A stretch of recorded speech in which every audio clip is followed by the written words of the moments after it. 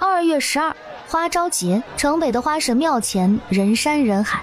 今天是难能可贵的女子可以正大光明出门游玩的日子，每个人的脸上都笑意盈盈的，唯独刘婉云满脸的不耐烦。好在都不太熟，她也懒得和这些人周旋，便拉了丫鬟四喜往旁边的桃林走去。自从落水病了一场后，小姐就跟变了一个人似的。以前知书达理、温柔娴静的小姐，经常说些奇怪的话，做些奇怪的事。今天出门的时候还一脸高兴，说今天定能认识些闺阁好友。可来了后，她又皱着眉头，好像一副谁也瞧不上的神色，也不知道她要结交什么样的闺蜜。两人刚走进桃林，就听见不远处传来惊呼声：蜜蜂！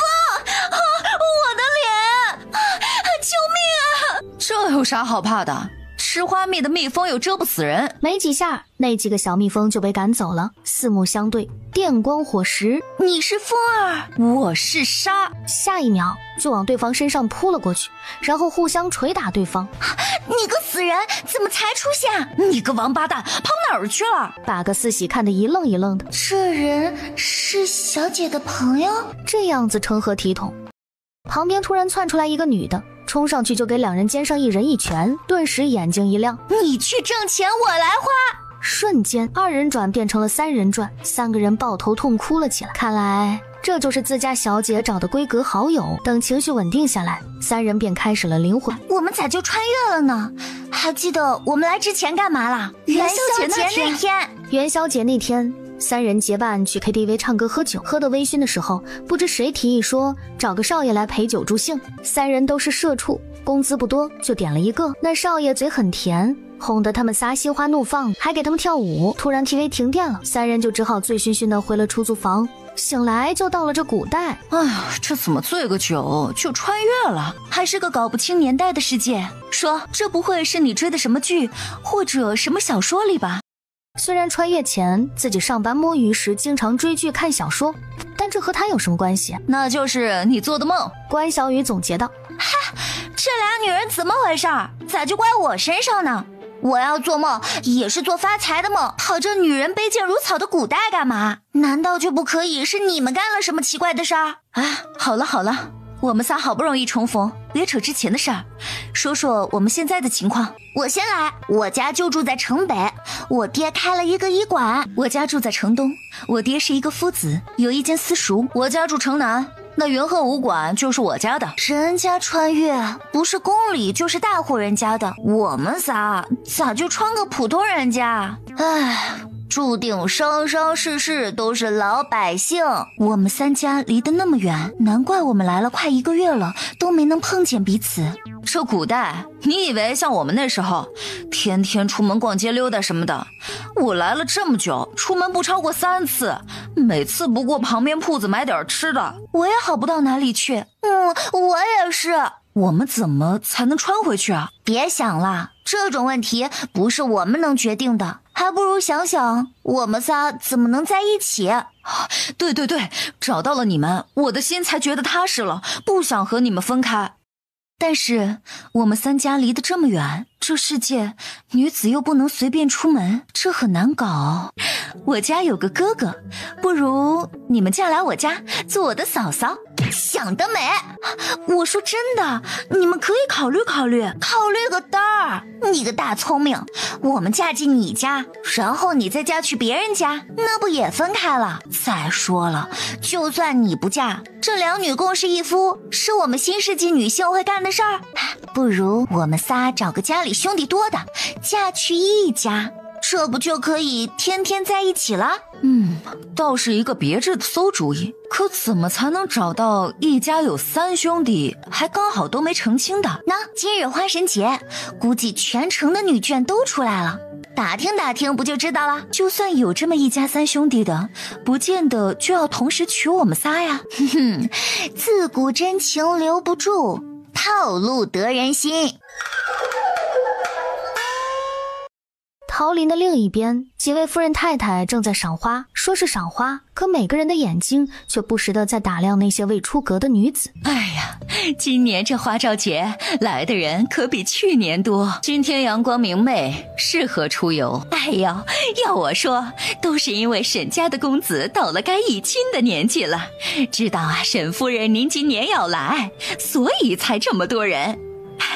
不知沈夫人看上了哪家的姑娘？自然不能像是他们那种上不得台面的粗俗女子，不就是有2个钱吗？瞧她狂的，哼，就她那德行，她那家风，谁家女儿愿意嫁去受罪？马夫人，她家好歹有钱，你家儿子有啥？我家儿子有才。这边刘婉云3人已站起了身，各自拍衣服上的土。原本3人是合租的室友，后来处成了闺蜜，天天一起吃喝玩乐，如今又一起穿到古代。刘婉云便提议，索性结拜一个，待会儿回家有个交代，也为之后的经常联络做个准备。3人的骚操作让一旁的3个丫鬟像看3个傻子似的。古有刘关张3兄弟桃园结义，今有我刘关张3姐妹桃园结奸兰。现在我们各自去找人打听，这普宁城哪家有3个未成亲的公子，1个时辰后花神庙前会合。除了给花神娘娘上香、桃林赏花，再就是旁边姻缘词求签。平日里这解签的师傅就1位，今日人多，他的2位小徒弟也出来帮忙。轮到沈夫人时，你家师傅呢？我师傅今日坏了肚子，这会儿应该又去如厕了。夫人若是着急，弟子也是可以帮您解签的。小姑子看了一眼签文，摇头晃脑地说：山重水复疑无路，柳暗花明又一村，此乃重签。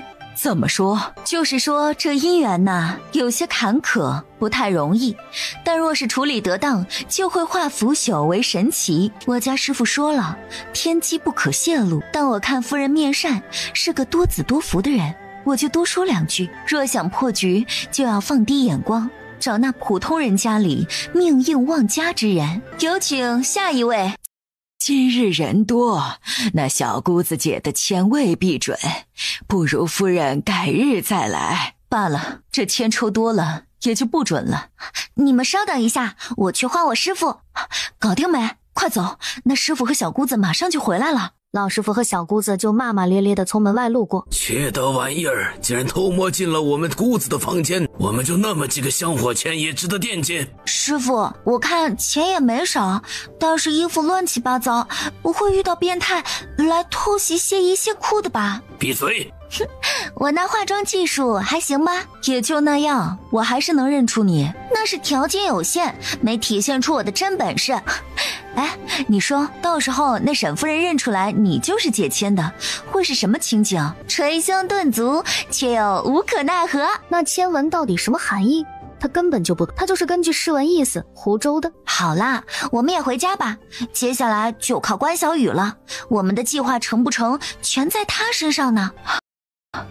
女儿回来了，小雨，怎么提前回来了？你不是说要多认识些小姐妹，多玩一会儿吗？娘，我今天认识了2个好姐妹，我们还在桃林一结金兰了。她是跟着爷爷奶奶和爸爸一起长大的，从小没有体会过母爱，到这里来后有一个十分疼自己的娘。关小雨很欣慰，她觉得老天是懂得拿捏她的。我女儿就是棒。关小雨对这个世界的爹也是相当满意，没有因为没生儿子嫌弃他母女，更重要的是对他是有求必应。爹，我饿了，我想吃街头那家的枣仁糕。好，让你大师兄去帮你买。小春啊，不用，我自己去。他可是要去办大事的，怎么能有人代劳呢？哎呀，这孩子赶紧跟着你家小姐去。关小雨带着巧儿不光买了枣仁糕，还给爹娘和大师兄买了东西，一共跑了4、5家，专门找生意好人多的铺子，也不怕排队，一边等着一边和旁边的婆子丫鬟聊天，最后拎着大包小包的东西乐呵呵的回了家，把他爹娘高兴的觉得女儿一下子懂事了不少。另一边，刘婉云回到家里，今日花朝节玩得可开心，嫂嫂养的好女儿，今日可是在花朝节露了不少脸。妹妹来了。姑母好。你道这姑母是谁？正是今日桃林里的马夫人。我们刘家虽是没落了，好歹也是书香家庭，哼，一个姑娘家家的，舔着个脸到处打听哪家有未成亲的公子，像什么话？娘，没他说的那么严重。原想着等凤儿和婉元长大些就亲上加亲的，如今我看呐，也不必了。就婉元这些行为啊，配不上我家马粪。我谢谢你饶我一命，还亲上加亲，这表哥表妹的结婚生的孩子不是痴呆也是傻子，鬼才跟你亲上加亲。还有，这取的什么狗屁名字？马粪，我配不上马粪，我倒是想模拟一脸马粪。妹妹说的是，凤哥是个秀才，自当能娶个更好的女子做夫人。就一个秀才就嘚瑟成这样，以后啊，出门在外，嫂嫂还是叫我马夫人吧。我儿子如今可是去县衙里谋了一份差事啦。不知道的还以为他儿子要去当县太爷了。说吧，今日都干什么了？娘，我就是去替弟弟了解了解别家的姑娘，顺便问问公子哥的消息。这是想嫁人了？有打听到什么有用的消息没？娘，若是有人来提亲，你们会询问我意见吗？自然要问过你的意思。娘，若是城西的沈家来提亲，你不用问我，直接答应；若是别家，你就直接拒绝。沈家为何就笃定他家会来？你和他家公子私底下，你娘，你别胡思乱想，你女儿可不是那种人。是我今日在花朝节认识了2位姑娘，我们仨一结金兰，说好要嫁去一家做妯娌。一结金兰就要嫁一家，他们仨怎么就知道沈家有3位公子，还一定给他们仨提亲？他娘没想明白这事儿，但直觉女儿应该瞒了他什么事儿。于是他后来出门买东西时，就开始刻意打探一下城西沈家公子的情况。城西沈家的3位公子身体有疾，有爱子嗣，正是给他生了2个儿子，大儿子便是如今的家主沈长富，娶的是城里周记绸缎庄的女儿为妻，也就是如今的沈夫人。此刻这沈夫人坐在堂上，满脸的怒容，一群没用的，这点事儿都办不好。夫人息怒，非小的们不认真办事，只是这谣言现在满城都是，一问都说是听谁说的，根本查不到源头。而且这事儿光凭我们去解释也没用，越说反而人家越觉得是我们急了，更加觉得是不是确有此事。唯一解决的办法就是赶紧让3位少爷成亲，然后生出小少爷来，谣言就不攻自破。你下去吧，把城里最好的媒婆给我请3个来。这会儿他的女儿张馨月说，若是沈家的来提亲，让他爹娘一定要同意。你说什么？你再说一遍。我说，若是城西沈家来提亲，爹爹一定要同意。哎呀，我的小祖宗，你可小点声，你害臊不害臊？不行。为什么？让你娘跟你说。爹，你说的那事儿我听说了，但我不相信。你不信我信，就是不行。你前2日去花朝节看见沈公子了，还是碰见沈夫人？她说什么了？怎么突然回来就要想嫁给沈家？娘，你想哪儿去了？那花朝节上都是女子，哪儿能见着沈公子？我是结识了2位好姐妹，我们约好不求同年同月同日生，但求同年同月同日嫁一家，这以后在夫家也好有个照应。哈，你怎么就觉得他家会来提亲？娘，要没人来，你就托人去他家传话，说我们家愿意嫁女儿过去，不就行了？上赶着去，就算我答应你，也没那门路啊。媒婆啊，让媒婆去说。反正若是我没能如愿和我姐妹嫁一家，我就把这医馆给砸了。你这丫头，真是女大不中留。自从元宵节落水后病了一场，这女儿就跟变了一个人似的，脾气变得急躁了许多，一点没之前懂事听话。好歹儿子孝顺，这女儿爱咋的就咋的吧，早晚是人家家里的。且不说沈家来不来，若是真来了，这也是他自己选的，以后有啥怨言也怨不到爹娘头上。可又过去了10天，都没人来家里提亲，这怎么就没按设想的剧情走呢？3人便坐不住了，按照之前的约定，约了在城中的酒楼见面。姐妹，我好想你们，半个月不见，仿佛几10年没见似的。我也是，想死你们了。这破地儿，手机没有，电脑没有，电视没有，简直度日如年。我们仨要是能在一起就好了，还能斗斗地主，聊聊八卦啊。这沈家是怎么回事？咋没动静呢？难道要摆烂，不打算给儿子娶媳妇儿了？你都想不明白，我更搞不懂。张馨月也附和，是不是我们的方法不行啊？要不要再加点戏，推动一下？找人将我们的出生时刻吹嘘一番，说我们是天女下凡之类的。你可拉倒吧，现在才说这些，谁信呢？那你倒是想个办法，你可是追剧达人，看过的宫斗宅斗剧最多了，在《甄嬛传》里都能活过10集，那些妇人的心态，你不是说能随便拿捏的吗？哎，别吵，让我想想。这酒楼的饭菜就是香，你们俩还有心思吃，真是服了。其实我们忘了一个问题，就是那3位公子，若是他们仨想娶我们，那就由不得沈家夫人不同意了。看着他，你是说让我们去勾引那3个男的？我们都不认识他们，怎么去？还有，这个时代都讲什么男女授受不亲，人家会不会觉得我们太轻贱了？那书上说的才子佳人私会的多的是，我们也可以学一把。不过我们仨得一起找机会瞅一瞅，确认各自攻克的目标，别到时候搞到一个人身上去了。啊，对面那个雅金的小厮一直盯着我们这边，你不也盯着他们看呢？可不是嘛，你不看人家，怎知道别人在看你？我哪有一直看他们，我是观察周遭环境。刚才进那房间的公子觉得有些眼熟，好像是元宵节救我家小姐落水的人啊。你家小姐元宵节落水了？我家小姐也在元宵节落了水。我家小姐也是。不会都是在玉带桥那里吧？3人再次默契的一起点头，难怪他们仨的小姐能成为好朋友，这是一起落水来的缘分。这缘分让3人不仅义结金兰，还想去一起去沈家当妯娌。3个丫鬟都觉得自己小姐脑子是不是脑子进水了。另一边雅间里，3个顶着一模一样脸的男子围坐在一起。二哥，你说娘是什么意思啊？她都定好了还叫我们来看，难道我们看了以后说不同意她能答应？3弟多虑了，母亲叫我们来看，是让我们兄弟仨商量各自娶哪一个。这有啥值得商量值得看的？左右不过都是娘听了算命先生的，找个旺夫旺家的女人，好不好看无所谓，等成亲以后我再找机会那2个漂亮的小妾就是了。祖父曾说过，要想家宅兴旺，就得夫妻和睦，收起你那些乱七八糟的心思。大哥说的对，不过大哥，你天天拉着个脸跟个马脸一样长，娶个嫂嫂回来不得给人家吓跑了呀？到时候正好应了外面的传言，沈家公子身体有疾。3弟，这玩笑有点太过了呀，没意思。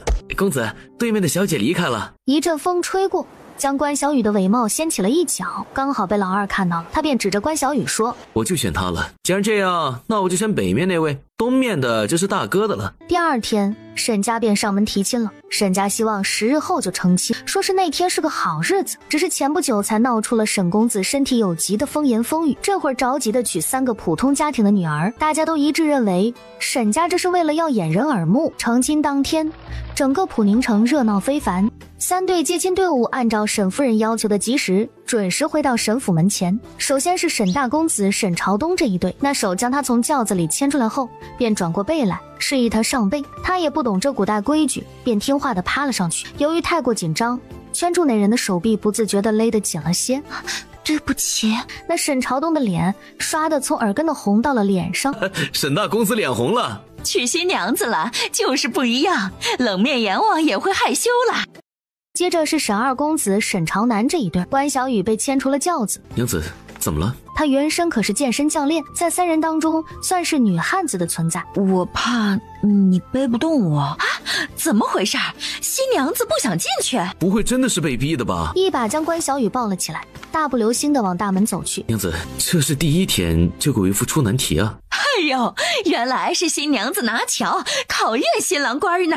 看这做派是个会拿捏男人的主儿。轮到沈3公子沈朝北，为了避免出现意外，将新娘一牵出轿门，他便直接一把将人抱起来，不然被任公主抱起来，立马惊呼了一声：我娘子的声音好听吗？好好听。三公子，你娘子害羞了。三公子，晚上等着给你闹洞房啊。为夫长得可还行，能入娘子的眼否？只用手在他胸口使劲掐了一把。娘子，轻点，掐坏了。想着自己的丈夫模样，加上这幽默的性子，算是很对自己胃口，便偷偷的笑了。看我晚上怎么收拾你。拜堂毫无插曲，顺利的进行。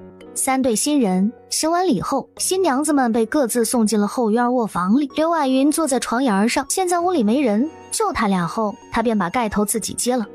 小姐，嘘，你小点声，我透透气，待会儿就盖回去。另外2位新娘是我那2位姐妹吧？现在3人终于到一个家里来了，以后就能天天看到了。小姐，告诉你啊，咱们姑爷和另外2位公子长得一模一样，以后都不知道怎么分辨，想想就头痛啊！3胞胎嘛，确实让人头痛，天天得考验姐妹们的辨别能力，别一不小心给睡错人了。穿越前3人一起点的男模，3人点的一个，所以老天爷真是会开玩笑，竟然穿越后就给了他们仨长得一模一样的老公。早知道会这样，当时就该点3个了。好不容易熬过了第1晚，第2天，当3人终于在正堂上见面，先是满眼兴奋，然后见着彼此的丈夫时都傻眼了，这3人还真是一模一样。沈朝东不说话，拉了拉刘婉云的手，然后摸着自己的耳朵。哦，右边耳朵边缘上有个小洞洞，这人莫不是猪头胎的？曾经耳朵被打了耳环，所以留下一个洞，带到了这一世。再一想着昨晚，这人也是娇滴滴的配合自己，满足自己，他便难得的脸上浮出了一抹浅浅的笑容，捏着刘婉云的手也不自觉的紧了些。旁边沈朝南见自己娘子盯着自己的兄弟看，都长得一样，娘子看为夫就行了。关小雨被他温柔的目光盯着，莫名觉得虽然都一样，但还是眼前这张脸顺眼。你最好看。将左手手心摊开，关小雨一看，大拇指下方有一颗米粒大小的红痣，顿时了然。另一边的沈朝北直接凑到张馨月耳边，昨晚让你点灯好好看看我，你不听，这会儿傻眼了吧？沈朝北趁机抓了他的手，放在胸口，请我好好看看，就是这儿有块胎记。沈老三这胎记长的位置真是让人不好说，难不成每天自己去扒了衣服看看？我大哥右耳朵有个小洞，我二哥左手心有个红痣，这下知道怎么分辨了吧，小笨蛋。老爷夫人到。果然婆婆和媳妇儿是天底下最难搞的关系，还好3人一起进来的，不是单枪匹马，不怕和婆婆斗。上茶。刘婉云作为老大媳妇，第一个上前，请阿翁阿姑喝茶，祝2位身体健康，福寿绵长。啥情况？硝烟已起。沈家的媳妇儿不是那么好做的，说吧，前些日子的传言是不是你们搞的鬼啊？婉云不知道阿姑说的什么传言，一副楚楚可怜的样子。母亲，先喝茶，喝完再慢慢驯化，待会儿茶冷了对身体不好。父亲大人，母亲大人，请喝儿媳茶。喝茶喝茶，新妇亲们第一杯茶，该喝该喝。母亲，这儿媳可是您给我们挑选的。母亲，您挑的儿媳我很满意，你让我们娶的，怎么自己倒先嫌弃起来了？早知如此，何必急着让我们成婚？对付婆婆还得是让她亲儿子上。阿姑请喝茶。恭恭敬敬的，我们这么乖顺听话，你再刁难就该是恶婆婆了。喝完茶，3个男人便带着自己娘子离开了。沈夫人看着几人离去的背影，一肚子气没地儿发。你看看你的好儿子先前还不愿意娶妻，这心腹一进了门，立马就忘了爹娘了。这不正常吗？男人一旦尝了女人的味道，那就是食髓知味。当年我们刚成婚的时候不也这样？起开！算了，还是那2个姨娘温柔可人。这3个媳妇儿看着小门小户出来的，手段可不一般。既然入了府，有的是时间慢慢调教。姐妹们怎么样？昨晚的男人还满意吗？先开口的是刘婉云，准备开始炒菜。张馨月坐在灶堂前，还行吧，凑合能用。关小雨拿着菜刀，有一下没一下的在菜板上切。就是觉得在这个世界过得好卑微，还得靠男人活着。啊，姐妹，心态，你要这样想，这事儿是我们主动的。说白了，我乐意哄着你，你就是上帝；我不乐意，他就啥也不是。对对对，我超级赞成这种思想。男人嘛，就跟养的猫猫狗狗似的，为了取悦自己的，不过是花点心思让他更忠诚而已。以前我们不是最讨厌那些绿茶婊了吗？不管剧里生活里，见到这种我们都少不了一顿文化输出。可你看，对付男人，他们的办法就是管用。虽然是恶心了点儿，但男人就吃这一套。刚才敬茶时，我都捏一把汗，谁知你眼泪汪汪的看一眼沈老大，那人就立马冲出来替你说话了。彼此，你们男人不也被你们拿捏着呢？那不是昨晚卖力伺候好了换来的？姐妹，错了，是享受，是乐在其中。调教好了，只会让自己更舒服。啊，你这是做什么菜？火还没点呢。萝卜烧肉啊，看不出来吗？你赶紧点火啊！能者多劳，我可不想以后天天被逮着说，婉云，你做的菜好吃，今天你做饭呗。他以前就是太傻，在办公室里表现得太过于能干，什么都是一点就会，然后一有事儿就指派给他。小门小户出来的，为了挣表现，还真自己上手做。你该不会是怕少夫人们的手艺超过了你，让你没了面子吧？哈，你胡说八道什么？谁家大户人家的夫人天天做饭的？即便做的比我好吃，那手艺到时候也是会教授给我。等他看到3位少夫人端着菜出来时，他的脸色真是一言难尽。原本井然有序的厨房，现在一片杂乱。他们仨刚才端出去的菜根本就不像正常人做的菜，一人端了2盘菜。阿翁、阿姑，这个萝卜烧肉是我做的，这是出嫁前我娘才教我的。以前我爹都不让我做饭，怕我伤了手，是我娘说嫁人了要伺候温姑，必须得会。今天做的可比在家做的好吃多了，咱家里的调料可比我爹娘家里的多了。你们尝一尝，相公，你尝一尝，我做的好吃吗？沈朝东点点头，看着不怎么样，吃着还行。真的吗？那你多吃一点。坐下一起吃饭吧，以后这些事情就交给厨房的做。这个是我做的大拌菜，我在家最喜欢吃的菜，你尝尝。难怪长这么瘦，在家都吃这么素。阿翁、阿姑，请尝尝我们3人做的，若是有不足之处，还请指正，我们下次一定改。月儿，过来，快跟我说说，哪个是你做的？看着桌子上的6盘菜，吃也不是，不吃也不是，可3位儿媳又如此恭敬，谦和有礼，这做菜不好吃又不是什么大罪，何况又不是每个人都擅长做菜，3个儿子又如此护着，他们也不好说什么训斥的话。算了，沈老爷认命的拿起了筷子，夹了一块放进嘴巴后，强行咽了下去，然后就说吃饱了，有事先去忙去了。阿姑是对我们做的菜不满意吗？没有的事，做的菜很好吃，对，很好吃，我们从来没吃过的美味。小雨、新月，那今晚还我们3人做。好，我们听大嫂的。大嫂不必了，做一顿就行了，咱家里有佣人。你也说了，在娘家的时候，岳父大人都不让你做厨房的活，到了咱家，自然也没有让你干的道理。对，咱们家的女人自然也是不用做厨房的活的。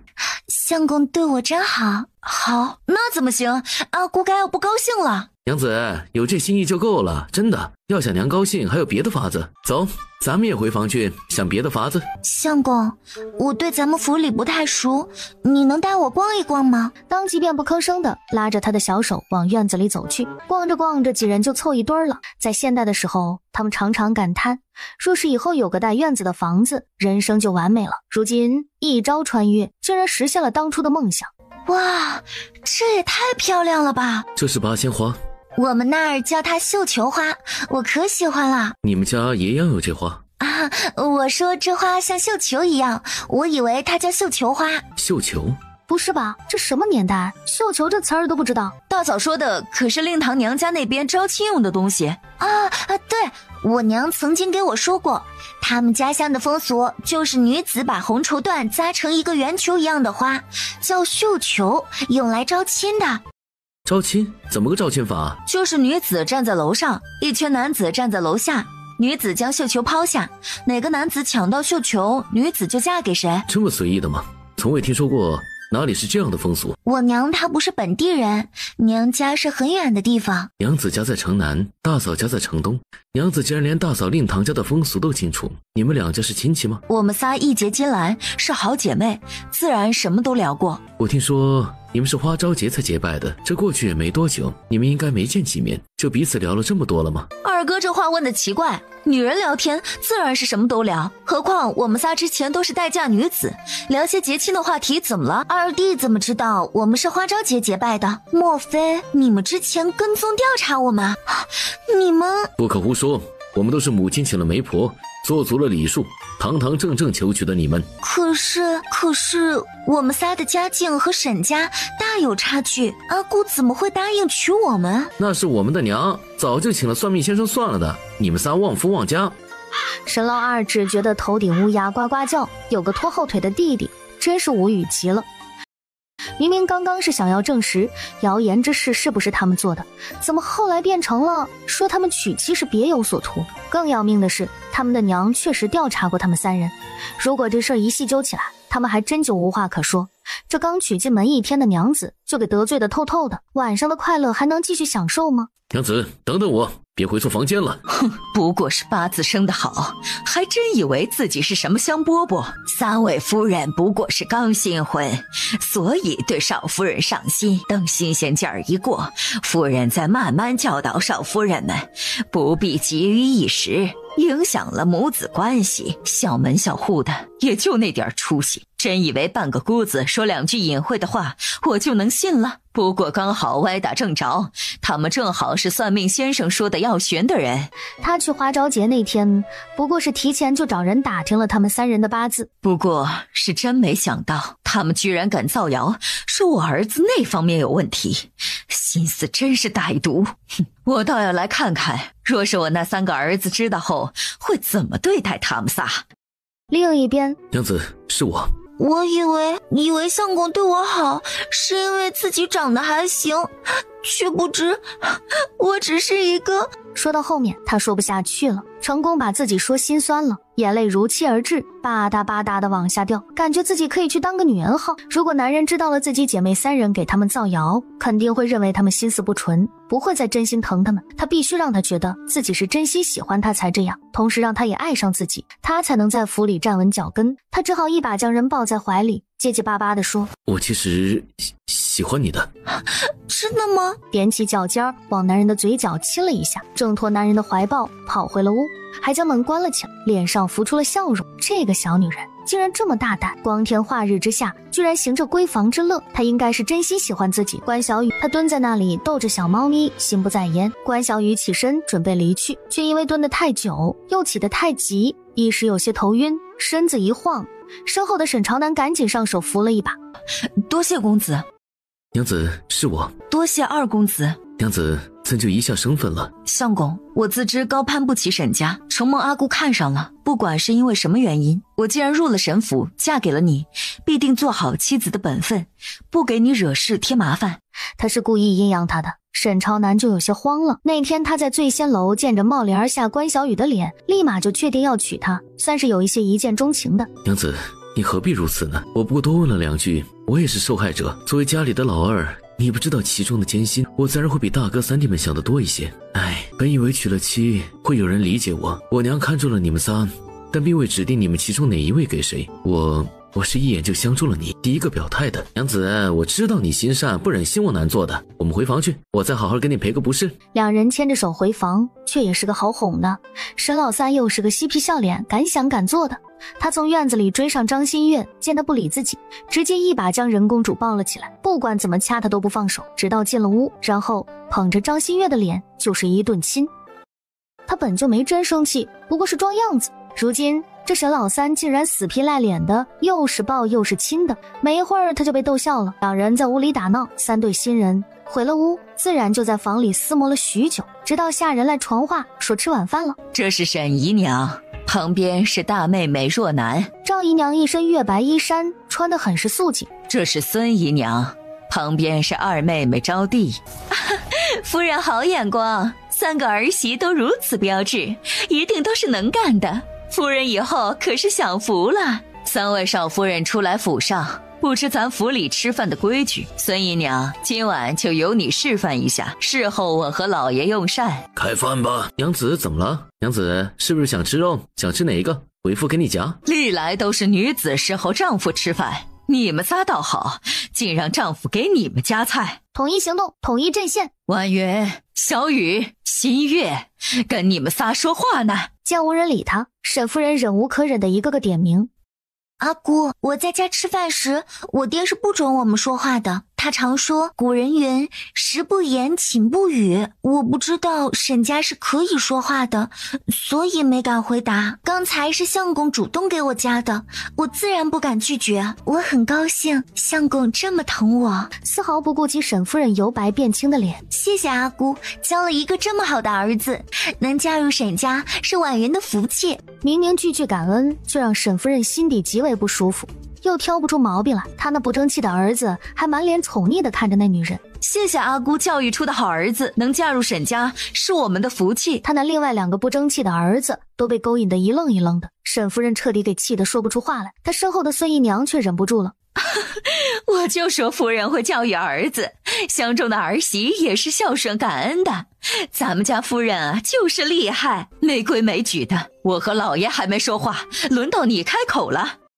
怎么他又错了？你也不必在这侍候了，下去闭门反思吧。老爷，沈老爷瞪他一眼，恨他不识趣。他说的闭门反思，又没说几日，就赶紧走吧。二小姐招娣站起身来。父亲母亲，我吃好了，我可以送小娘去房间吗？去吧去吧。招娣拉着她赶紧走了。赵姨娘和若楠小姐却一直很安静了，见不惯自己的事，便目不斜视，充耳不闻的当个透明人。好了，有什么规矩下来再说，饭桌上就好好吃饭。后面的吃饭时间都安安静静的，一顿饭吃的除了沈夫人皆大欢喜。吃过饭，聚到了后院。此时天已黑尽，并排靠在围栏上。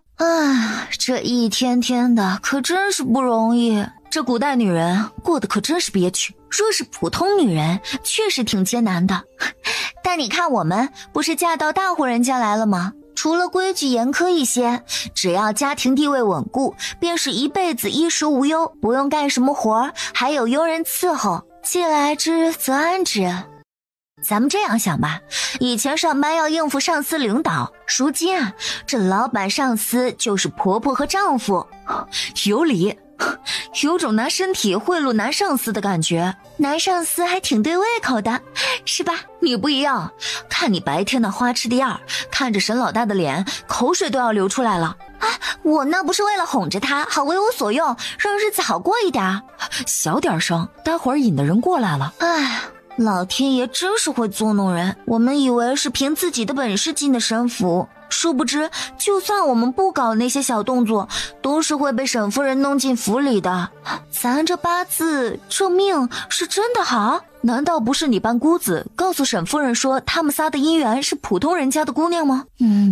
我现在细想一下，当时我们那么招摇的在花朝节上打听哪家男子的事儿，当时沈夫人也在场，她肯定是看到了的。那些小姐夫人对我们的行为可看不上了，但你看她见着我们仨的面，觉得惊讶过吗？你相公说了，他是找了算命先生看过的，我们仨旺家旺夫，那不正好？仗着这个理由无所畏惧。不过有个问题，就是我们搞小动作这事儿之后肯定会被知道的，咱们得想办法让各自的男人相信我们，这样做是情有可原的，免得到时候被人当作把柄，说我们心思不纯，算计他们，男人可能会因此与我们生了嫌隙。我听我丫鬟巧儿说，元宵节那天我们都在玉带桥落水了。远远的就传来脚步声，她赶紧住了声。三人扭头一看，是他们的男人来了。相公，月儿注意点啊，哥哥嫂嫂们还在呢，怎么在这儿站着？天黑露水重的，可是厨房的婆子们不尽心教你们？没有，婆子们挺好的，是我们太笨。不会也没关系的，我们家还用不着少夫人天天做饭。走吧，去跟母亲道晚安。逃不了的成婚定刑这破规矩得想办法破了。娘子，不开心？没有。你们刚新婚，这2天也不必拘这么多礼，问过安就回去歇着吧，等回过门再日日来请安侍候。等过几天，儿子们就得出门办事了，家里不就自己最大，随意拿捏了。真是三生有幸，我们能得遇如此体谅儿媳的阿姑。但是礼不可废，婉云定要侍候阿姑歇下了，才敢去歇着。大嫂说的对，礼不可废，我们侍候阿姑歇下后再走。沈夫人没想到这3人居然主动要留下侍候，突然就觉得可能是自己多心了。这小门小户的女子能有多大心眼？母亲，后天回门的礼物可让人准备好了。放心，都备好了，绝不让你们仨少了面子。娘，你今早和媳妇儿茶的时候说好给我娘子的赏赐都没给呢。好好的，提这一茬干什么？张馨月三人则面无表情，实在肚子憋得难受，好想大笑，真是妈妈的好大儿。少不了他的，你们的也少不了。明日和回门礼会一起送到你们院子里，赶紧回去歇着吧，早日为沈家开枝散叶。王嬷嬷，送少爷和少夫人们出去。这一天终于过去了，上班第一天，不是一般的累人啊！不对，这一天还有最后一个体力活没完成呢。这男人话不多，干起活来却很是卖力。想起昨晚的情形，他突然有些腿软。相公，我去叫人备水，然后洗漱就寝。他不知道为何说到后面竟然不好意思了。他本没别的意思，但一磕吧，反而有种做贼心虚的感觉。我刚进来时已吩咐过了。我先把头发拆了，相公你先坐一下。要我伺候你洗漱吗？不用，我自己就行。你这样洗不干净。突然的视觉冲击让刘婉云反应过来。哎呀妈呀！愣了2秒，他才想起自己应该落荒而逃的，但不等他一步，身子就被腾空抱了起来，身体落入了水中。娘子，这样能洗干净了不？刘婉云看着男人肩膀上和胸前的水珠，大脑也无法思考，一切都刚刚好。门外候着的四喜听到屋里传来别样的声音时，便红着脸离开了。强儿扭头四周看了一眼，确认没人跟着，他才悄声说：那天在醉仙楼对面雅间的公子，就是咱们的姑爷吗？就是你说想救你家小姐落水的人。你们说这是多么巧，3个姑爷还长得一模一样。不知道当初是谁救的我家小姐。你这样一说，我也觉得咱姑爷有些眼熟，不会刚好是3位姑爷救了3位小姐吧？我不记得当时的情况了。大嫂那边起来了吗？还没有动静。相公，疼，给你揉揉。另一边3房里听见外面叫去请安，张馨月直接当听不见，翻个身继续睡。大哥和二哥他们那边起来了吗？还没有。等他们起来了再来叫我们，别装了，人已经走了。昨晚太累了，困，别闹。谁闹了？是你想闹了吧？1日之计在于晨，早起运动，身体倍棒。最终3房谁也没起来请安，反而各房还再让人送了一趟水。整个府里都知道了，请安的时辰自然是错过了，但早饭还是得起来吃的。吃挺好呢，你不也一样？沈老爷则是满脸的赞赏，不愧是自己儿子，年轻力壮，精力旺盛，好事啊！照这样下去，沈家很快就会添丁增口了。沈夫人则是脸色不悦，颇为不满，这成婚不到3天就赶不来请安了，一个个的都是狐妹子，缠着他儿子一大早就闹。照这样下去，身体迟早得亏空了。婉云、小雨、新月，吃过早饭，来我屋里一趟。你们仨不许跟来，我们说些女人之间的话。跪下！不知我们犯了何事，让阿姑大动肝火，要罚我们跪？哼，揣着明白装糊涂，这一招在我这里可不管用。不给阿姑请安，还死缠着男人，这哪一点是正经夫人做出的事儿？你们的妇德呢？你们母亲就是这样教你们的？骂人的话就要脱口而出，说我们就说我们，怎么还攻击我母亲？阿姑这话可就冤枉我们了。不来请安确实是因为男人，但不是我们要缠着男人，是因为我们被男人缠了。男女之事，若是男人不愿意不主动的，女人则好意思，就算好意思，光我们想那也没用啊。这是大家闺秀能说的话吗？你阿姑教的好儿子，尽缠着女人，误了请安。放肆，不知廉耻！你们仨！母亲，大哥让我来问回门的礼。滚！哎呦，相公怎么了？是砸了脚了。阿姑，朝北的脚被你砸伤了，我得扶他回房去处理。说完，挽着沈老三就走了。严重不严重啊？能不能走啊？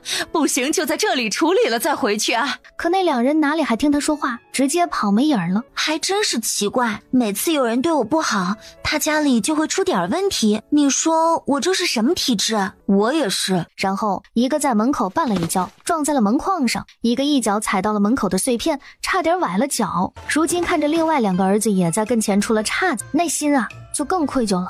旺夫旺家的女子须得好生对待，否则就会败了运。东儿、南儿，你俩没事儿吧？阿姑，我能扶着朝东回房吗？去吧去吧，你们俩都扶着你们男人下去吧。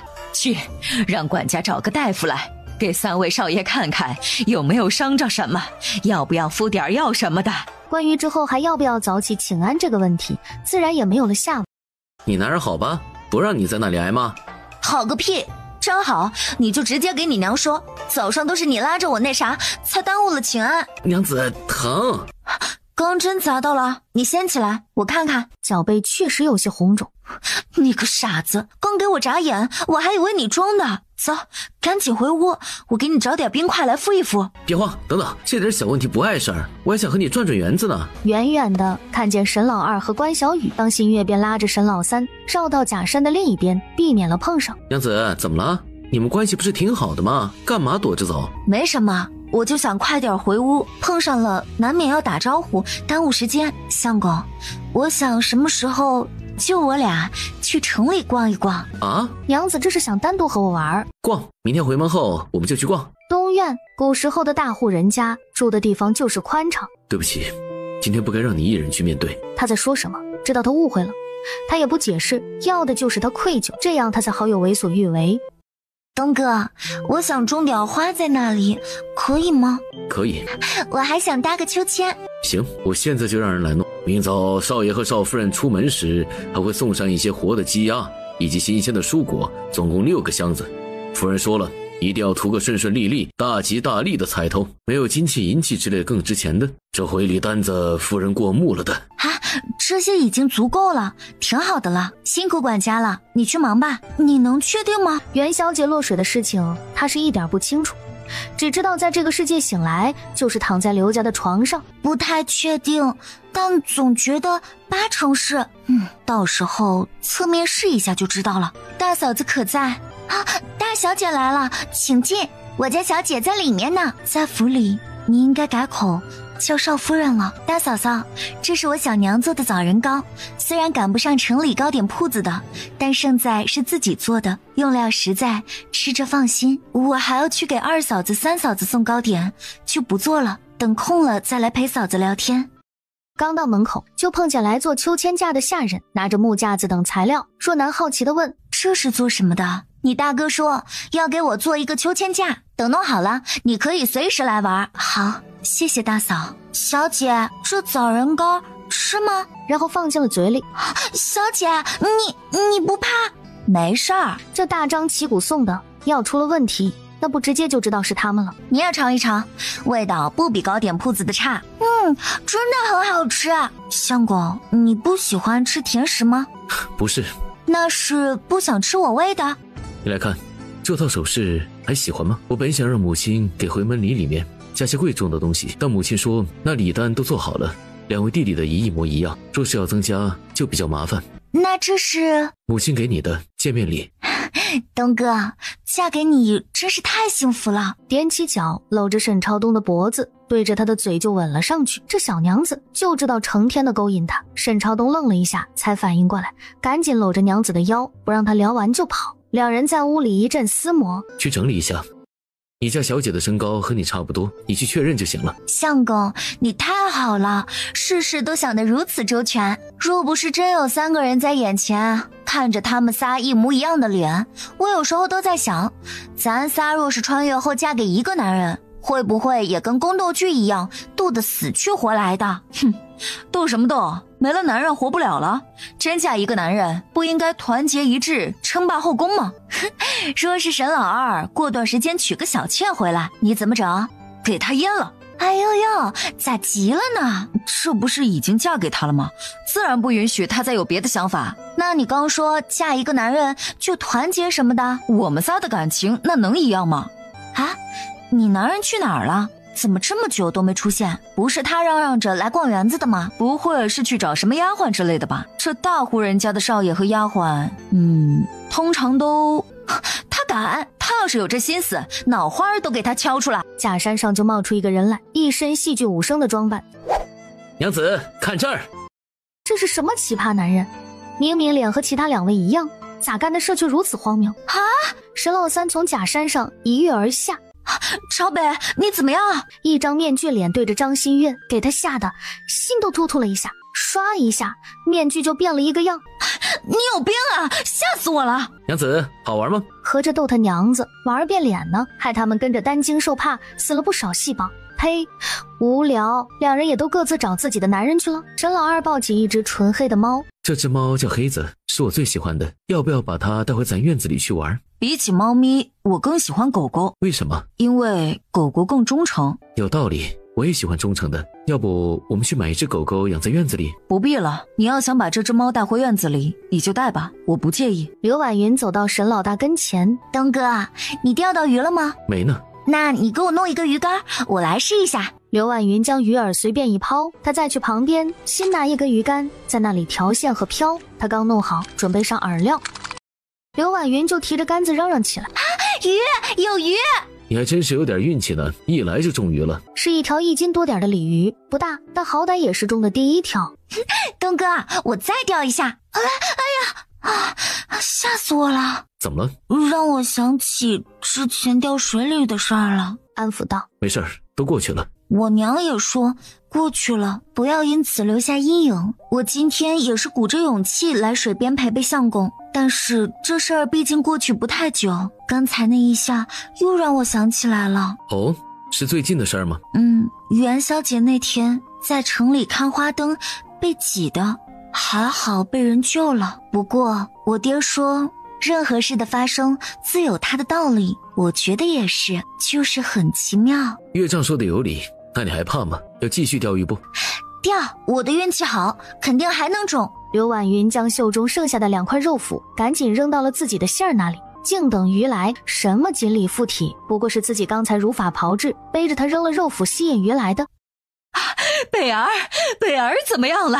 电视3弟刚才跳假山，被旁边的下人看见了，告诉了母亲。啊，你们都这么大了，阿姑还随时派人盯着你们啊？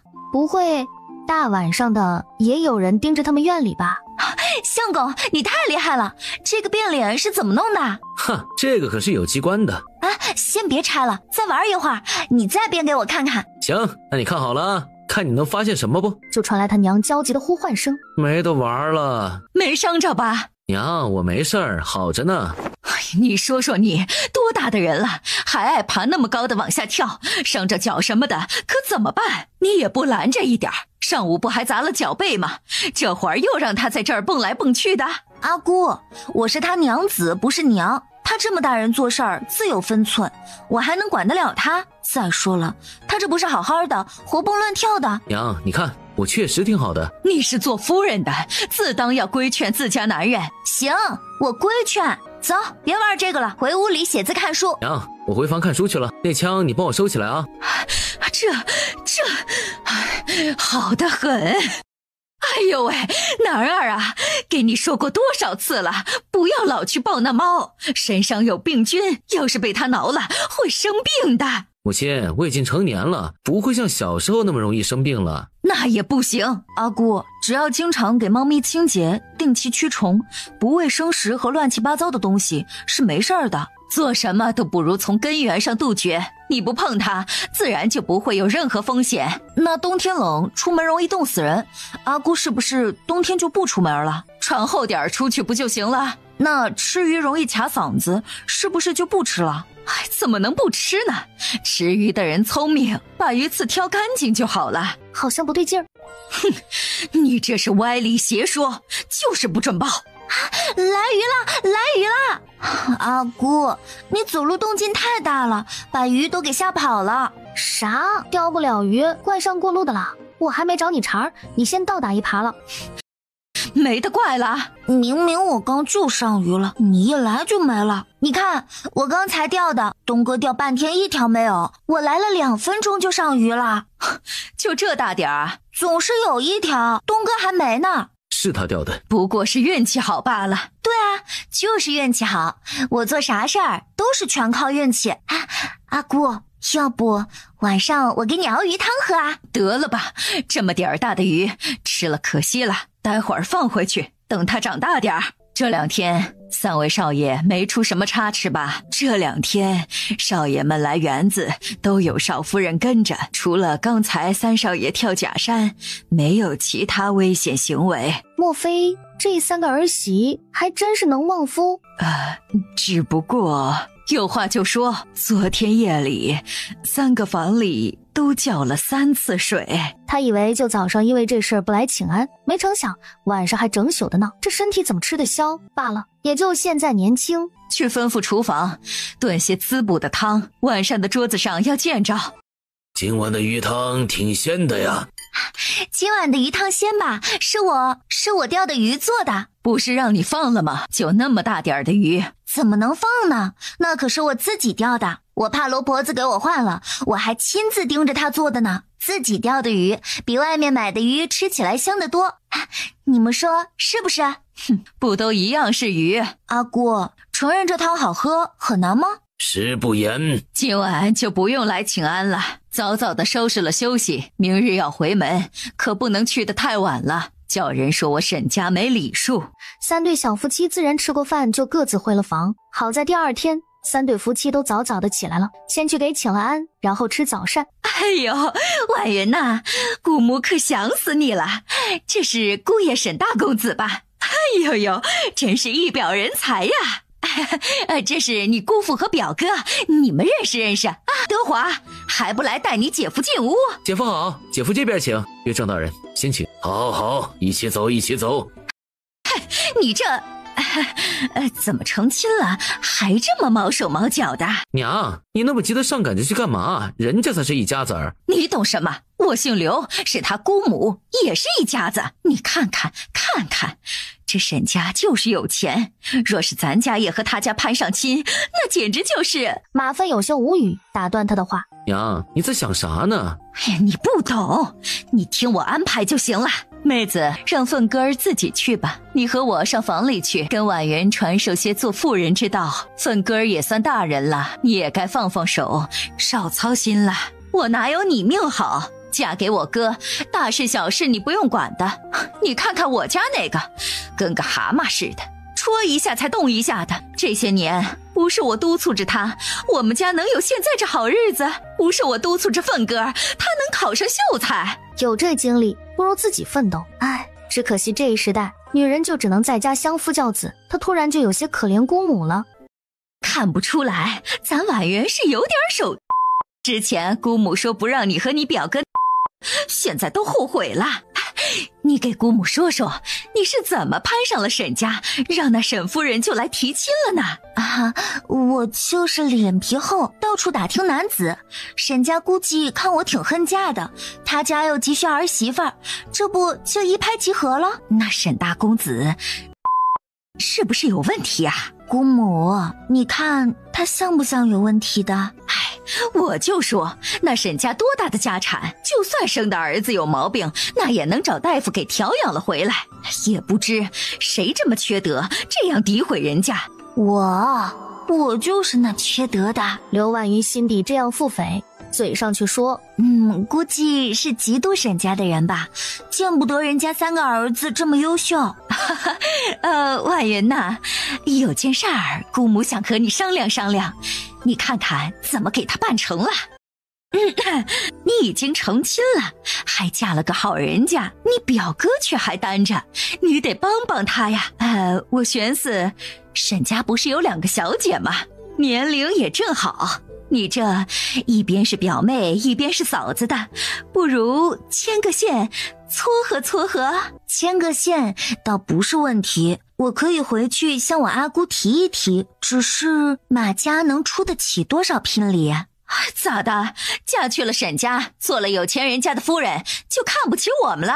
那沈家多大的家业，能瞧上咱们的聘礼？哎呀，姑母的意思就是你去中间说和，不要在乎这聘礼多少，主要是亲上加亲。再说了，那沈家的2位小姐都是庶出的，来我们家做正房，身份不是不一样吗？那姑母家还有其他啥情况让人觉得不错的地方？我回去说，总要有点谈资的。我儿子是秀才呀，如今还去县衙当值了。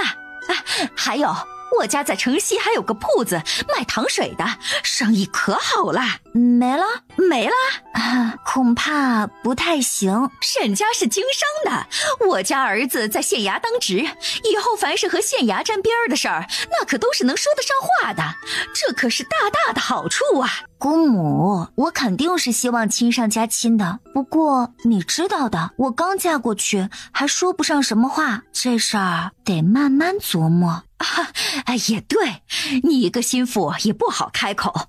这样吧，待会儿吃饭的时候，我就跟姑爷提一提，探探他的口风，你得配合我啊。行。等酒过3巡，他便开口了：沈大公子，听说你家有2位未出阁的妹妹，不知道可有许了人家？不曾。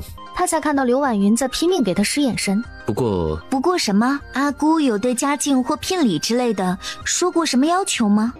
无非就是要求男方家里至少有10来间铺子，10来块良田的，能保证嫁过去不吃苦罢了。马夫人一下老实了，没敢提自己儿子的事，不是说好不提什么聘礼之类的，怎么还主动问呢？吃过饭，马夫人拉着刘婉云让她出主意，怎么才能娶沈家小姐，甚至说不如找个机会引沈家小姐和马芬见上一面，只要小姐愿意了，这事儿就好办了。不过她是不会帮这个忙的，用这一招对付男人可以，用来对付女人那就算了。刘婉云实在不想和这姑母多待，只得找个理由匆匆的离家了。怎么不多待一会儿？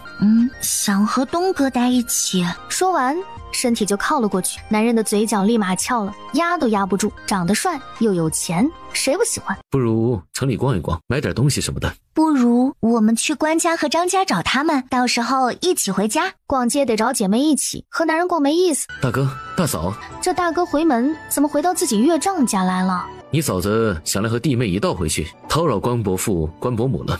都是一家人，不叨扰，里面请。这人是谁啊？你可收敛点，你男人在旁边呢。他就是我大师兄小川。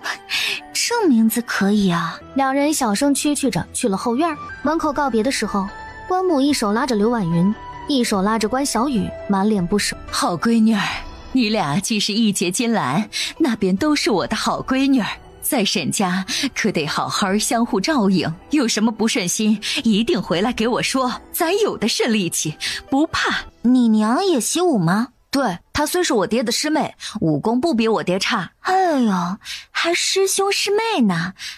你咋没和你大师兄？你去和大哥一个车，我和大嫂坐。姐妹俩年纪小不懂事儿，沈公子多担待。无妨，那我们先走了，告辞了，岳父岳母。你男人刚才听见了，没事吧？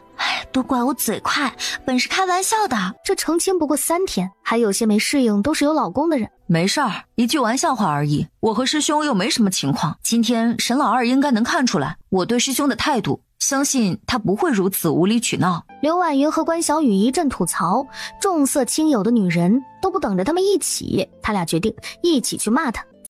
在一家首饰铺子前，张馨月则埋头在一旁认真的选东西。咋了？俩死女人，吓死老子了！亏我还认真给你们挑礼物。算了，也别买了，不值得啊！错了啊！你继续。二哥，这是咋了？回门碰见嫂子的旧情人了，还是不想花钱给嫂子买东西？你们怎么一起的？你去关家了？二嫂是不是有个老情人？长得怎么样？掌柜的，今天我家嫂子和我娘子看上的都记在我账上，回头上沈家来找3公子。你男人可以啊，大气。你俩男人怎么了？估计是刚才我们俩坐一个车，没和他们一起坐，心里不痛快呢。别管他们，等晚上回去哄哄就行了。有钱就是爽，花男人钱更爽。回到沈家时，天就差不多要黑了。沈老大进了屋，一言不发，闷坐在那里。东哥，你看这衣服好看不？东哥，这鞋子怎么样？走过去坐他腿上，搂着他脖子晃他。哎呀，好了，下次我不和你分开坐车了，下次你也不许嫌我挨你太近。东哥在他嘴上啵了一口，沈兆东无奈地将他扒开，去洗漱。因为累了一天，上了床的关小雨已睡得迷迷糊糊的了。相公，你小点声，还没弄好吗？赶紧来睡了。你不给我说点什么吗？说什么？明天说。一大早的，二房的院子里就传出报名声，刚一下地就看见屋里乱糟糟的，他第一反应是家里来贼了。娘子，怎么了？发生何事？这是娘子。我家小姐哭了，谁也劝不住，请大少夫人去帮忙劝劝。你先出去。我出去，你们也都出去啊！抱一抱。好了，这明显就是沈老二捣的鬼，又不是真的。你之前都没哭，这次是给补上了吗？你这阵仗给我吓得以为你被家暴了呢。我刚才是不是很丑？你这会儿别强颜欢笑，看得我瘆得慌。我是觉得挺丑的，但是那沈老二却像不觉得丑，还满脸心疼，惶恐的不行。不知道你怎么了？你把人家给吓得都快魂不附体了。他正说着，沈老三和张馨月也来了。张馨月一听完，劈头盖脸的就给他骂去。你是不是有病？还是觉得自己很有情趣？你二哥，你多担待，他也是担心二嫂。这事儿怎么善后？告诉他们原因吗？这事儿也不怪二弟，他也是无心之失。关小雨之所以哭，是看到那杂乱的屋子，想起之前独居时被盗的经历。小雨之前有过不好的经历，家里被盗了，当时父母都不在家，被吓到了，养的狗也毒死了，所以看到这个场面产生了应激反应，一下子情绪失控了。沈老二一下子愧疚的不行。去吧，他这会儿情绪稳定了，没事儿了，好好安慰一下，让他早些摆脱这个阴影。哎呀，怎么了？一大早的哭得震天动地的，这才刚回完门就闹不和了？母亲，阿你听我说。你听我说，阿姑，你儿子将小雨昨天买的东西弄得乱七八糟的，也不知道是不是钱花多了。怎么可能？沈家多大的家业呀，至于这么小气，给娘子买点东西还发气？就是，为这点就生气，趁半夜人家睡着了，把屋里翻得乱七八糟，一点男子气概都没有。何况我们买的那些不光是给我们自己，还给您也买了，府里的姨娘和妹妹们也买了，莫不是觉得我们没给家里的爷们儿买，所以撒气呢？阿姑，要不你上我院里去看看我给您买的衣服你喜欢不？然后我给您梳妆，包让您年轻10岁。大嫂，你也给我捯饬捯饬，去帮我把昨天买的衣服什么的都搬大嫂这里来，我们好试穿。阿姑，我跟你说，大嫂可会化妆打扮了哟，你还怪会享受的呢。阿姑，这是朝东给我做的，你儿子对我挺好，我觉得都是阿姑的功劳，都是阿姑教育的好，我特别感谢阿姑。你这哪一件是我这个年龄穿的用的？这件特别显年轻，我又不是小姑娘，我都38的老婆子了，穿这样鲜艳的衣服出门不得被笑死？哎呀，阿姑，你看看这个颜色多衬你肤色啊，看起来就像20来岁的，哪里就是老婆子啦？你刚才还说给府里姨娘也买了，哪一件是给姨娘的？这个略表一点心意，不知道合适不？意思一下就行了，我才是你正经婆母，你还给他们买首饰，我看拿盒糕点什么的就可以了。是，阿姑说什么就是什么，我听阿姑的。正好呢，他还不想送出去呢，这都是他给自己挑。待准备工作做好，刘婉云便开始帮沈夫人化妆。娘，你是我娘吗？这也太年轻漂亮了些，我差点以为我娘啥时候给我生了一个姐姐。有这么调侃你娘的？整个早膳的过程，沈老爷比寻常殷勤了许多，不时地问沈夫人要不要这个，要不要那个，让沈夫人不禁想起了年轻时候，两人也是百般恩爱的。孙姨娘心不甘，非要找点存在感。老爷，我想吃那个。拿筷子夹起一块，结果筷子往沈夫人碗里去了。夫人，尝一下这个，配粥正好。老爷注意点，孩子们还在呢。这什么情况？就是为了帮你解围，拉着他去我屋里帮他打扮了一下，这算是歪打正着，让我动悟了。以后就帮阿姑找回自我，让他把心思放在自己男人身上，别成天盯着他儿子，盯着我们。谢谢相公。阿姑，我们见着阿翁对你好都特别高兴，你不用不好意思，自家男人对自己好正当的，都说上梁不正下梁歪，我看咱家是上梁正下梁直，咱家男人都是疼自家女人的，我感觉我们仨真是太好运了，嫁到如此和谐美好的家庭里，把在座的男人都夸上了。婉云，注意你的言辞，什么男人女人上梁下梁的，说话含蓄点儿。是，阿姑你说啥就是啥，我出门的时候一定注意这个问题，只在家里放纵。这婆媳关系如此融洽就算了，竟然还影响到了他和老爷的关系，那可不行，必须得让他们不和了。大少夫人嘴巴倒是甜，就是难免有些口是心非，阳奉阴违，什么外面注意，家里放纵。做夫人的一言一行都是府里的门面，怎可两面派？夫人可莫要被蒙蔽了，到时候丢的可是沈府的脸。还有，今日将夫人打扮成这样，哪里像是个正式夫人的模样？这走出去不得被人笑话？正式没个正式的模样，活脱脱像个后面的话他没敢说。放肆！有你这样诋毁夫人、污蔑少夫人的，你是什么身份？轮到你来大放厥词。老爷，你什么你？日子过得太舒坦了是吧？为吾好好反省，这次给我反省1个月才准出来。你将你小娘拉下去。孙姨娘再次祸从口出，喜提1个月假期。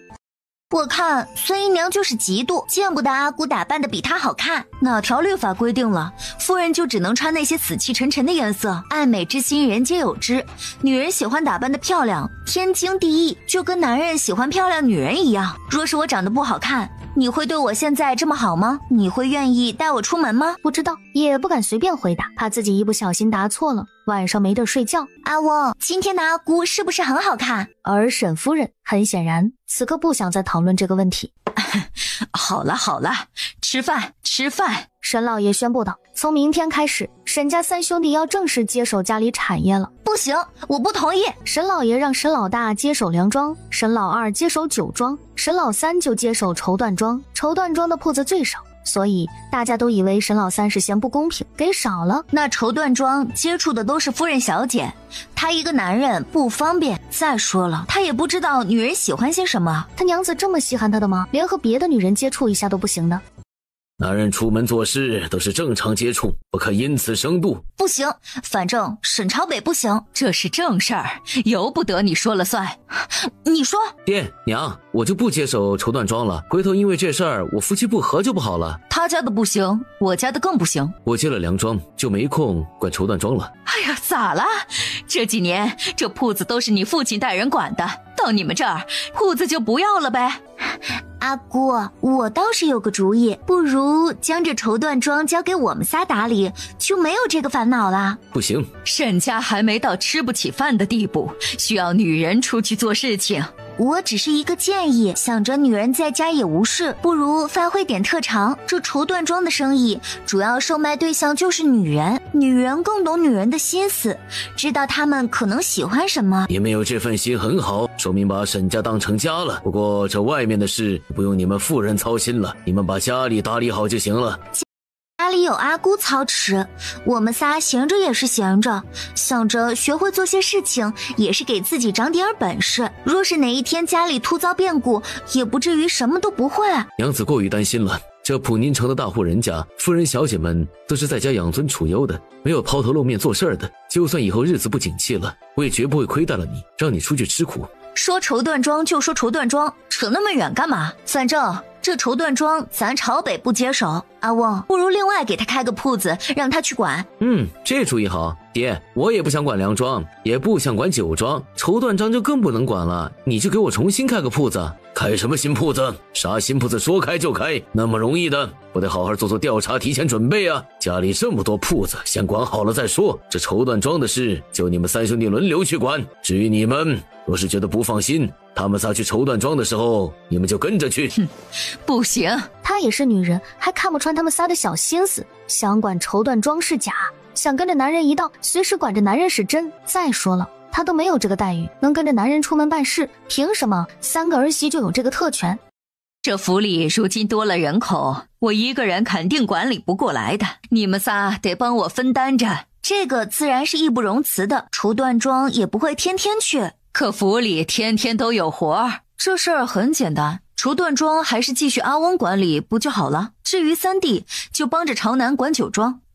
粮庄也要帮着管，不能只我家朝东一人负责。没事，我无妨的。不行，怎么能让你一个人受累呢？不行，说是帮忙协助，朝北做弟弟的能有啥说话权？我看就另外给朝北开铺子最好不过了。这3个女人这么坚决的不让自己男人去，莫不是听说过绸缎庄里发生过啥事儿？她突然想起府里的2位姨娘，赵姨娘是她出面纳的，孙姨娘却是沈老爷自己带回来的，他们是哪儿认识的？好了，这绸缎庄的事先放着。这一大早的为着这事儿争论不休，那铺子有2家是我名下的，就先由老爷暂管着，后面怎么处理咱们再商量。粮庄和酒庄的事儿你们自己看着办吧，我要去处理府里每日的庶务去了。你们仨回去收拾利落了，来我院里找我，我把家里的事儿也分配些给你们，省得你们觉得闲。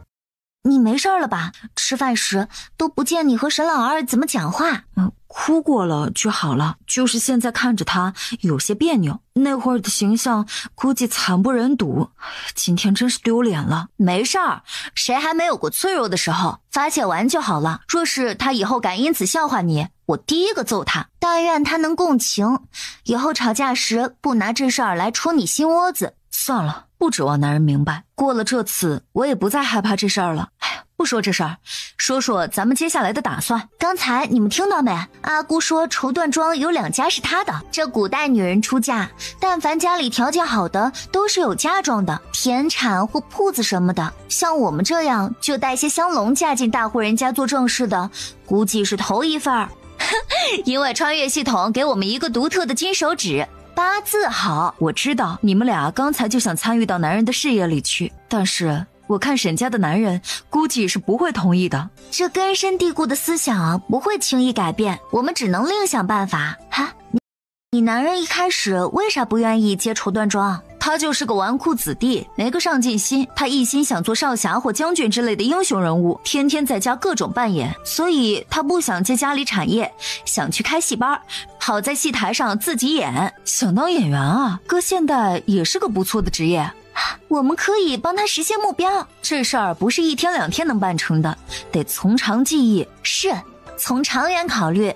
我们仨虽然凭借好命进了沈家，但是没有嫁妆傍身，若想在这府上说得上话，以后不被拿捏，还得有点价值才行。咱们没有资本，可以人才入股啊。对，我也是这想法。咱们从阿姑身上入手，她有钱有铺子，我们搞定她，再联合一起搞定府里的男人。都说婆媳是仇人，你看有多少婆媳能好好处的？这古代的更是，婆婆上辈子吃了媳妇儿苦，下辈子就想要从媳妇儿身上找回来。你赶紧换好你想穿的衣服，咱们就不要想着她是婆婆，想着她是投资人，身份一变，立场不一样了，不就很多事儿都能忍了？一切看在钱的份上，我们要和别的穿越者不一样，不要想着斗婆婆，想着怎么改造她。东哥，我好看吗？这带出去，不知得有多少人盯着看。东哥，你今天要出门吗？那你出去了要想我，办完事儿早点回来。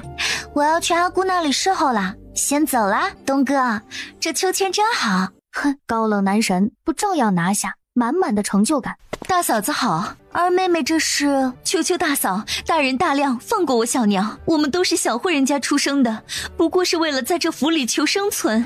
啊，等等，什么放过你小娘？我做什么了？我说错了，都是我小娘不好，先对嫂子出言不逊，但请嫂子不要和我娘计较，她只是一时糊涂。这招娣妹子看来也是被他娘荼毒了，分不清状况。二妹妹，你这话才是糊涂，你娘的事情和我没有关系，是她自己说话没分寸，又不分场合，拎不清自己身份，什么该说什么不该说。你要求也是去求你父亲和母亲，她得罪的是主母，要关她的是你父亲。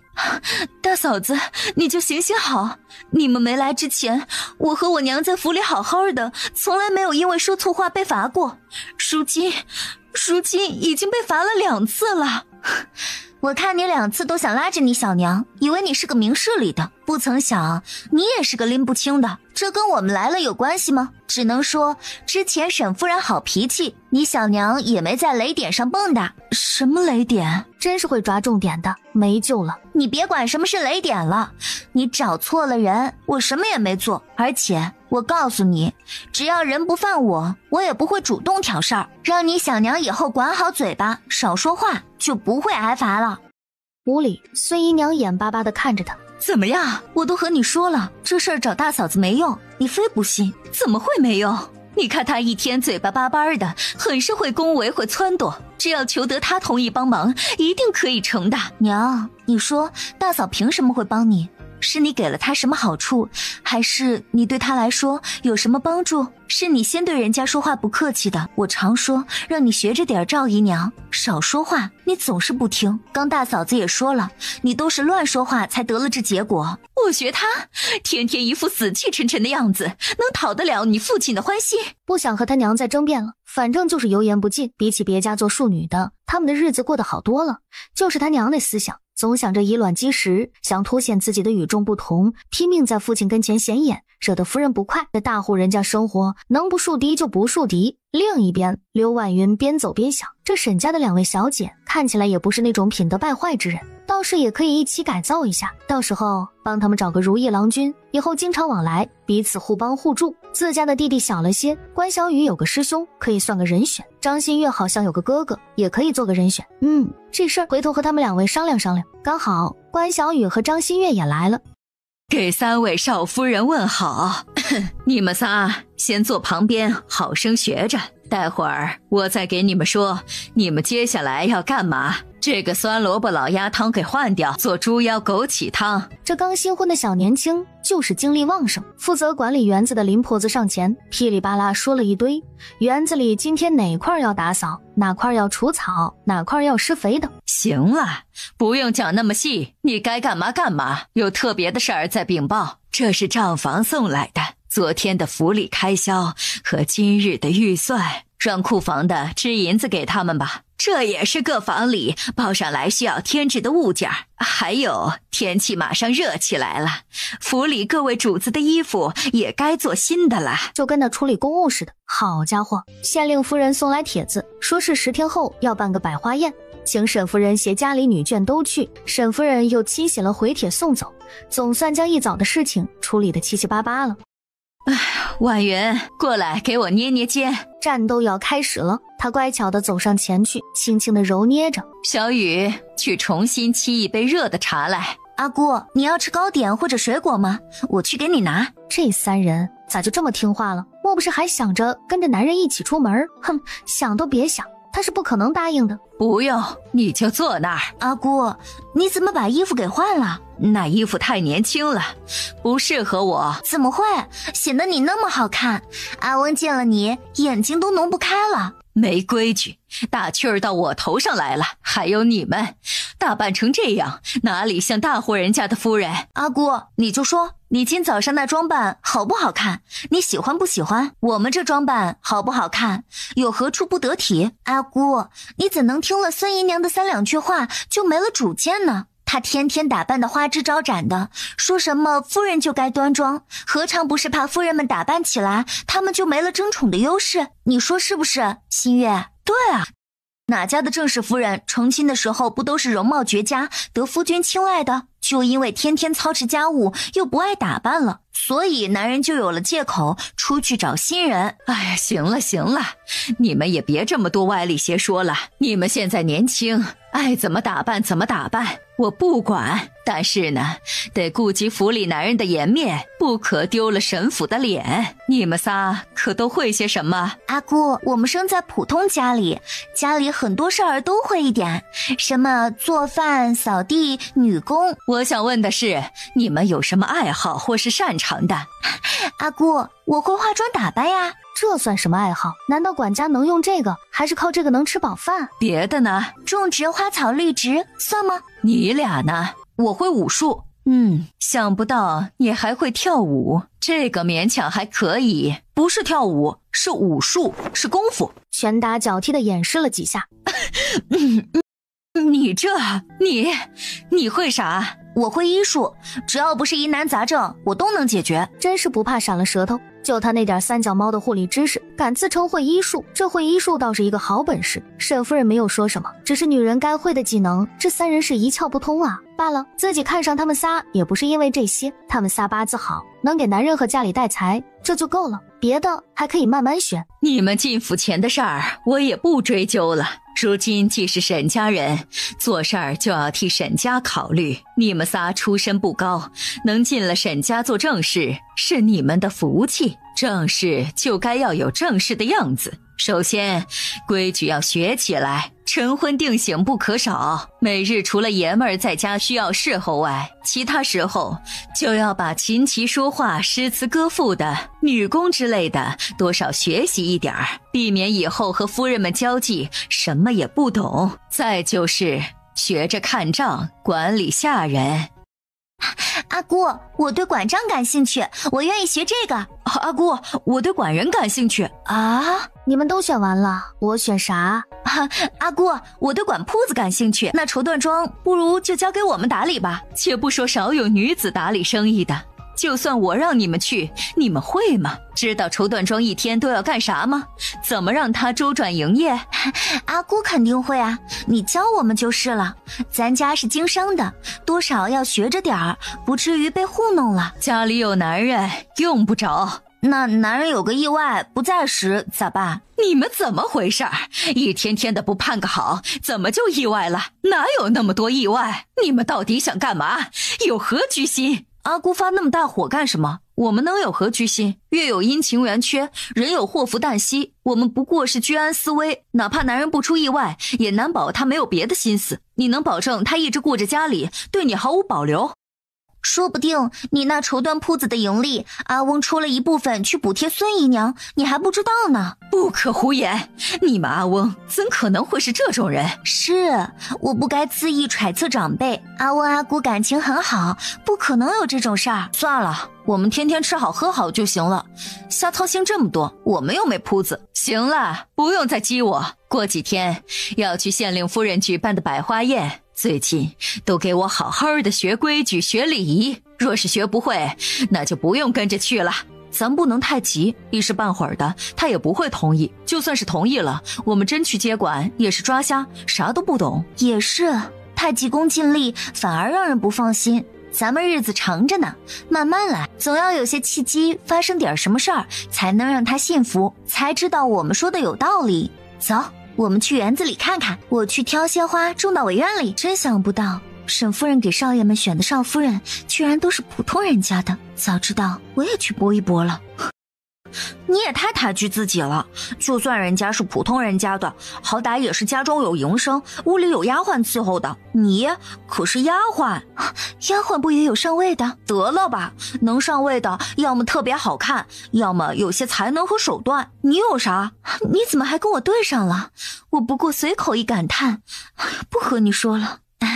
你们辛苦啦，我来园子里搬一些花到我院子里去，谁能来帮我一下？这啥情况？不搭理我？你们听不见少夫人说话吗？叫你们来帮忙搬花。我们忙着呢，你们要什么自己搬就行了。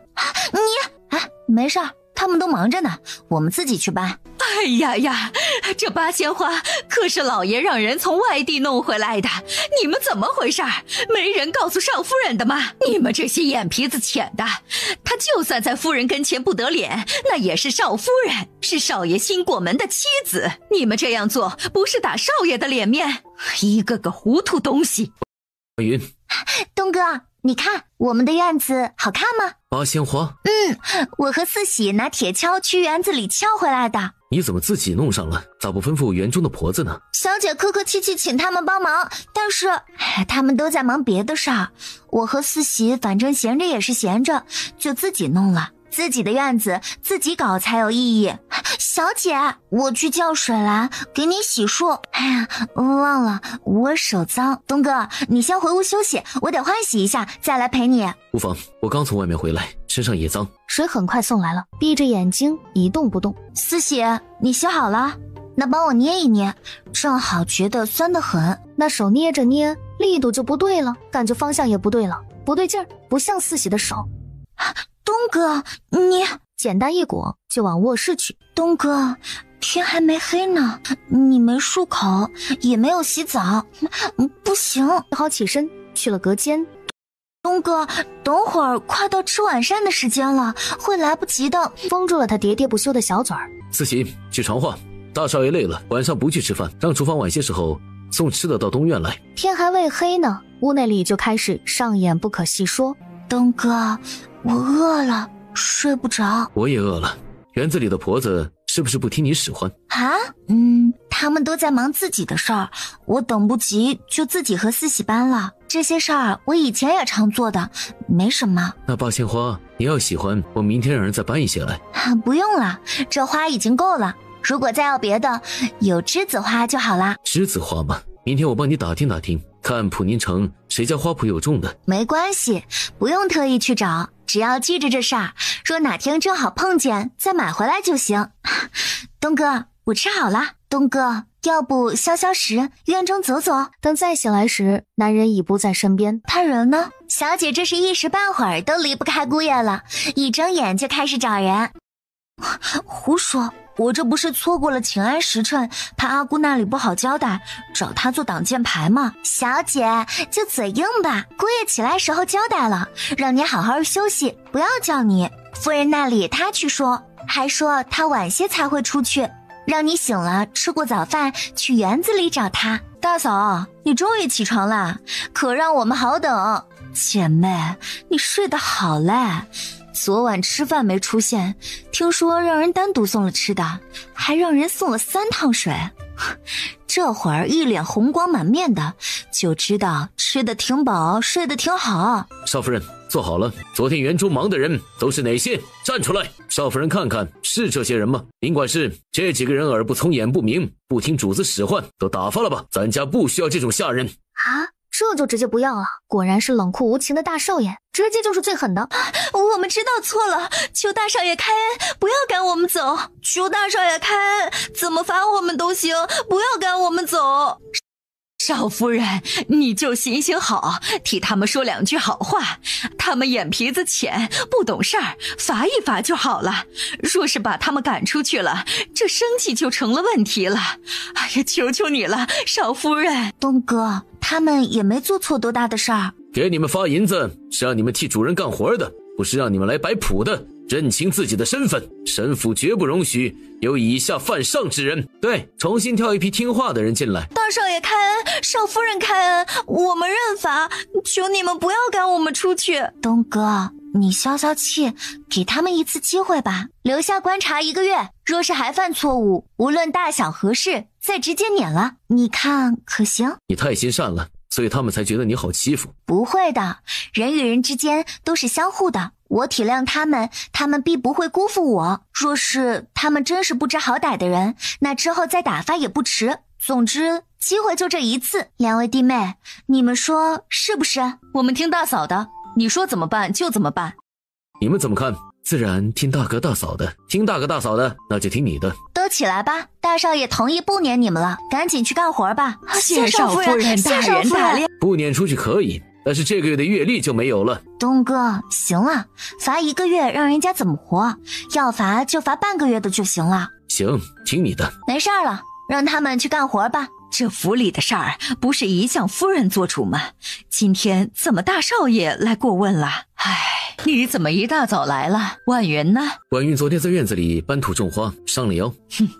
你就护着她吧。母亲，她是我妻子，我自然得护着她。祖父常教导我们，沈家的男子一定要对家里的夫人好。女子是水做的，是财运，若是让自己的女人哭，那财运就哭跑了，内宅安宁，家和万事兴。给你一说什么就是你祖父说，他把这些交给了你，咋不管他儿子呢？咋还同意给你父亲纳妾呢？当年的事我不清楚，但是祖父一直未纳过妾，至于父亲纳妾，总得是母亲同意了他才会。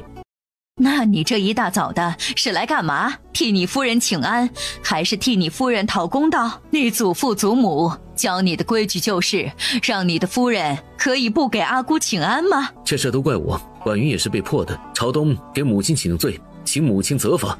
你说的那么振振有词，不也是仗着我舍不得罚你？你小时候我是没怎么养育和教导你，所以觉得亏欠你，想弥补你。你什么都听你祖父的，从不听我这个母亲的话。母亲忘了，娶婉云就是母亲的意思。好了，你道完歉了，也请了安了，可以走了。母亲，婉云昨天在院子里想着搬些花，却没有下人听她使唤，还请母亲。既入了沈府做正室夫人，早晚都得长家，要想下人臣服，自己就要有点手段。这事儿我管不了，那就是让他们自己随便处理。于是就有了后面在园子里惩罚那些人的事。回到东院，今日我算是为你立了威，但我不能随时在府里护着你，日后还得靠你自己。这些日子你就好好的跟着母亲，学习管家的本事。双手抱住了他的腰。东哥，谢谢你。结婚不过3-4日，这个人却无时无刻的在护着自己，不感动是假的。虽然秉着既来之则安之，得过且过的心态，但有人这么用心的对自己，刘婉云的心到底是起了涟漪。东哥，我真是太喜欢你了。那你下次看见长得好看的男子，还要目不转睛的看，还要去打听人家吗？啥？我啥时候目不转睛看男人了？还打听人家？东哥，你在说什么？如此温情时刻，沈朝东也就没再揪着不放了。男人们都出了门做事去了，刘关张3人又聚集到了一起。这日子会不会太舒坦了些？现在多好啊，有男人养，有大院子住，有佣人伺候，该享受就享受。说不定就是老天爷看我们过得太苦，让我们来改善生活的。我是赞成新月的想法，该享受就享受，因为这种日子一定不会太长。一天天的不盼个好，往往事实就是如此，好的不灵，坏的灵。园子里就来了人，大小姐若楠带着一个嬷嬷。3位嫂嫂，这是容嬷嬷，是母亲专门找来教习礼仪的。见过3位少夫人。容嬷嬷好。请3位少夫人谨记，下人问好的时候，主子不必如此客气答复，与身份不符。啊，这就开始了？给你脸你还不要了？那以后和容嬷嬷说话也不用客气了。少夫人不用对我太客气，关于规矩上的问题，若少夫人们做得不好，我也是会直言不讳的。这人太死板了，3人均在心底叫苦，这后面要有段日子不好过了。不知这每日都要学些什么，在哪里学？大嫂子，夫人本是让我小娘带了容嬷嬷来，每日陪着嫂嫂们练习的。刚好我小娘今日早起时受了凉，觉得头痛，一时来不了，所以让我来的。这练习的地方，嫂嫂们自行决定，是在园子里的静心斋，还是回3位嫂子谁的院中？那就静心斋吧，吃过午饭就开始。每天练习4个时辰，上午2个时辰，下午2个时辰。3位少夫人是我见过最上进的主子，我没有意见，保证准时到。至于练习内容，下午上课时候，我再一一和少夫人们详细解说。请3位少夫人谨记，从出房门那一刻起，就应该保持一副端庄优雅的形象。你们现在这个样子，太丢脸了。容嬷嬷，圣人说非礼勿视，非礼勿听，我们这样子，你应该躲着不要看，不就好了？少夫人，这话……容嬷嬷，开始吧。作为有教养的女子，首先站要有站相，坐要有坐姿，请3位少夫人谨记。刘婉云斜靠在椅子扶手上，关小雨插着腿，张馨月翘着2郎腿。请嬷嬷先给我们示范一下正确姿势。3人很快就学会了，下一秒3人就又换成了自己舒适的姿势。请3位少夫人注意仪态，调整好坐姿。容嬷嬷，下面学什么？你继续。请3位少夫人注意仪态，端正坐姿，每一项都做好了，老奴才能继续教下一项。我们已经学会了，你赶紧教下一项。我们学会了，这会儿缓一缓，去公众场合时定然按照你教的做。请端正坐姿，老奴才能继续。真是个犟种。容嬷嬷，你天天拉着脸，累不累？少夫人，请不要岔开话题。容嬷嬷，你在家里也这样不苟言笑的吗？容嬷嬷，你有孙子了没？你孙子看着你害怕不？请少夫人认真学习，不要随意打听老奴家里情况。这人也太会给自己加戏了，怎么就成打听他家里情况？明明他们就是在调侃他，开他的玩笑，难道他以为是在关心他？容嬷嬷，我们没别的意思，就是想和你说笑。你上课太一本正经，不好玩。对，容嬷嬷，你知道吗？你的名字就让我想起一个人，那人也是教人规矩的，那人可严厉了，一言不合就要用针扎主子的手指尖。容嬷嬷，容嬷嬷第一次觉得，怎么会有如此话多的女子？往常那些大户人家的小姐都是笑不露齿，话不多说。小门小户没见过世面的女子更是谨小慎微，见着他们这种娇妻嬷嬷都是规规矩矩，怕得要死，说什么就是什么，从来没有人和她说笑，也没有人质疑或者安排她怎样怎样的，她都觉得头有些疼。少夫人，这里一课学的都是规矩，怎么能闹着玩呢？哎呀，学的时候我们一定认真，学完了就可以放松放松嘛。你也不要一直这么绷着脸，多累啊，让我们看着也怕，学习都没有积极性了。若是3位少夫人还是这种态度，那我就没法教了，我只好去向沈夫人辞去这份差事。别呀，怎么还信告状呢？容嬷嬷，我们一定好好学，你赶紧继续教。下一项我们学什么？刚刚我们练习了坐姿，接下来我们练习站姿和走路。一进入学习状态，3人都特别认真，反正都要学的。今日的2个时辰很快就到了，照你们的学习进度，5天就能把我要教的学完。还要5天呢。请少夫人谨记。二夫人，不好了，二少爷被狗咬伤了，你快跟我回院子里去看看。南院里，沈朝南蹲在地上逗弄一团白茸茸的东西。朝南，那白茸茸的一团像个小雪球似的，就冲到了自己脚下。这是哪里来的小狗？我都受伤了，你都不关心我，回来就只看见了小狗啊！莫不是被这可爱的小雪团咬的？我看看伤哪里了，严重吗？这里除了一条红印，像是被狗爪划拉的，其他啥也没有。若是自己再回来得晚10分钟，估计就看不出来了。就这？对呀，当时可疼了。看着好像挺严重，会不会伤到里面骨头了？他便用大拇指使劲地按了下去。那你怎么这样呢，娘子？你要谋杀亲夫吗？娘子，这只小狗你喜欢吗？我派人专门全程去寻的，纯白色的，才2个月大。我不知道你以前养的狗什么样，但这只，我想和你一起把它养大，可以吗？不可以，不能养在院子里，去把那狗送到园子里去。娘，不可以。小雪求见来人不善，吓得直往关小雨的裙摆下钻。阿姑，这狗才2月大，需要人小心照顾着，不适合放养到园子里。我会派下人去照看的。阿姑，我想养它。不行。娘，我已经长大了，你说过的，我长大后就可以养猫养狗的。男儿，你一直以来就最听娘话的，这次怎么就不听了呢？我是为你好，这狗养在院子里多不卫生，多不安全呐！你小时候差一点儿。小时候的事情都过去多久了？我不是现在好好的吗？娘，我都已经长这么大了，你能不能不要再管那么多了？真是娶了媳妇儿就忘了娘，才成亲几天，你们一个个的就不听我的了。我们怎么就不听你话了？这儿媳不就是听你话娶回来的吗？而且这狗是我专门买回来给小雨的，你若带走了，那不是让你儿子说话出尔反尔？小雨，你怎么能抱进屋里呢？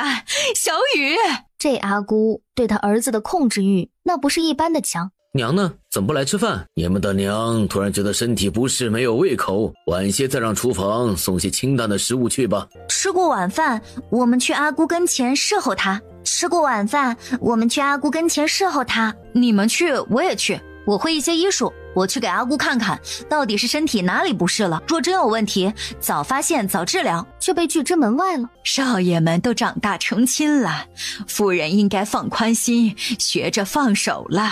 老话说，儿大不由娘，你过问的太多了，反而影响母子感情。我倒是想放手啊，可你看看那3个儿媳，哪一个像是懂事的？啥也不会，就知道哄得我儿子替他们出头。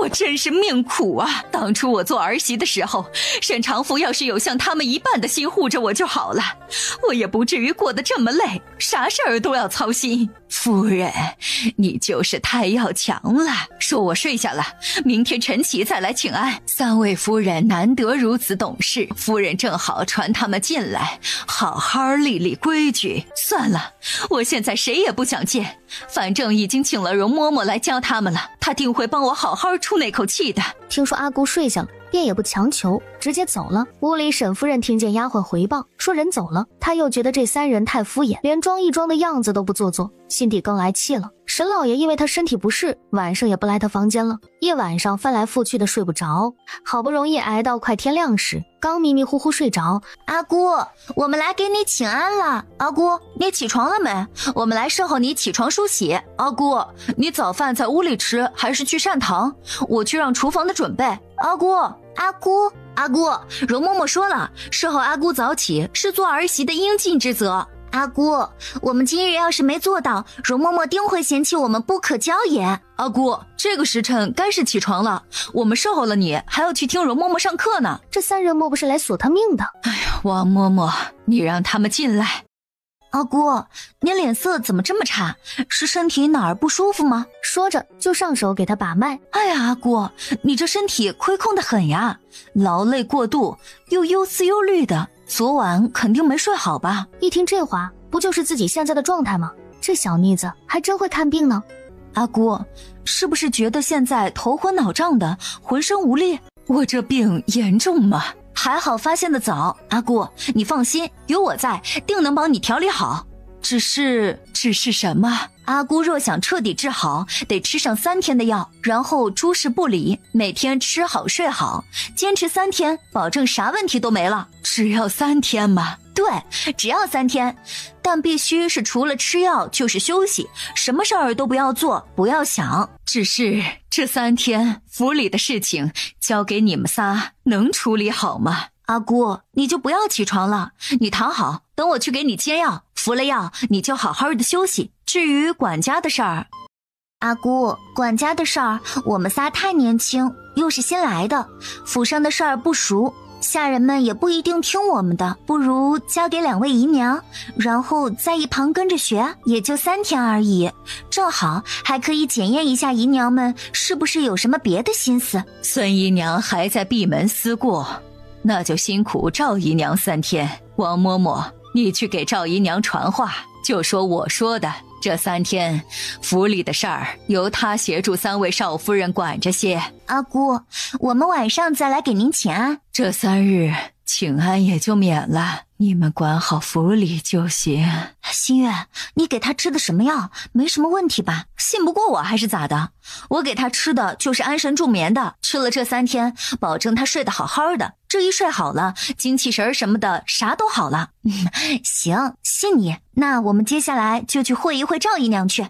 若男一进屋，小娘，你怎么了？走吧，去给夫人请安。王嬷嬷怎么来了？是夫人已经起来了，有什么吩咐吗？哎呀，都是我的不是了，今日竟误了时辰了。赵姨娘不用着急，今日不用去请安了。为何？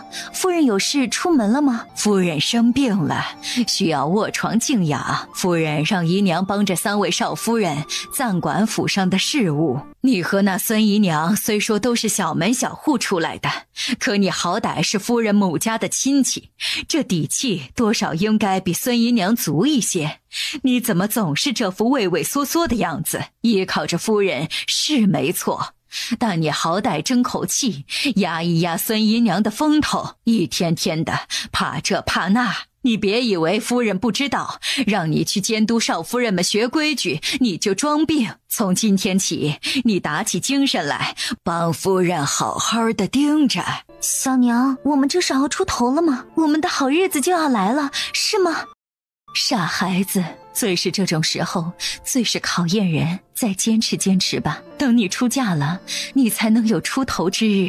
小娘这辈子是没有希望了，你的未来还可以争取改变。这会儿时辰，你赶紧去陪着3位嫂子练习礼仪去。哎呀，赶紧去呀！小娘，我们讨了夫人欢心就好了，何必还要去讨嫂子们的欢心？若楠，眼光要看长远些，眼下是夫人当家做主，可以后夫人老了，掌家的肯定是少夫人们。等你出嫁了，你自然倚仗更多的是家里的哥哥嫂子。记住小娘的话，宁做小户人家之妻，莫做大户人家的妾。嫁个家世一般的男子做妻，以咱家的家世，只要你和娘家关系好，不敢被欺负了去，日子就好过多了。既然要讨好他们，那你为什么不去陪着，却只让我去？自然得你去。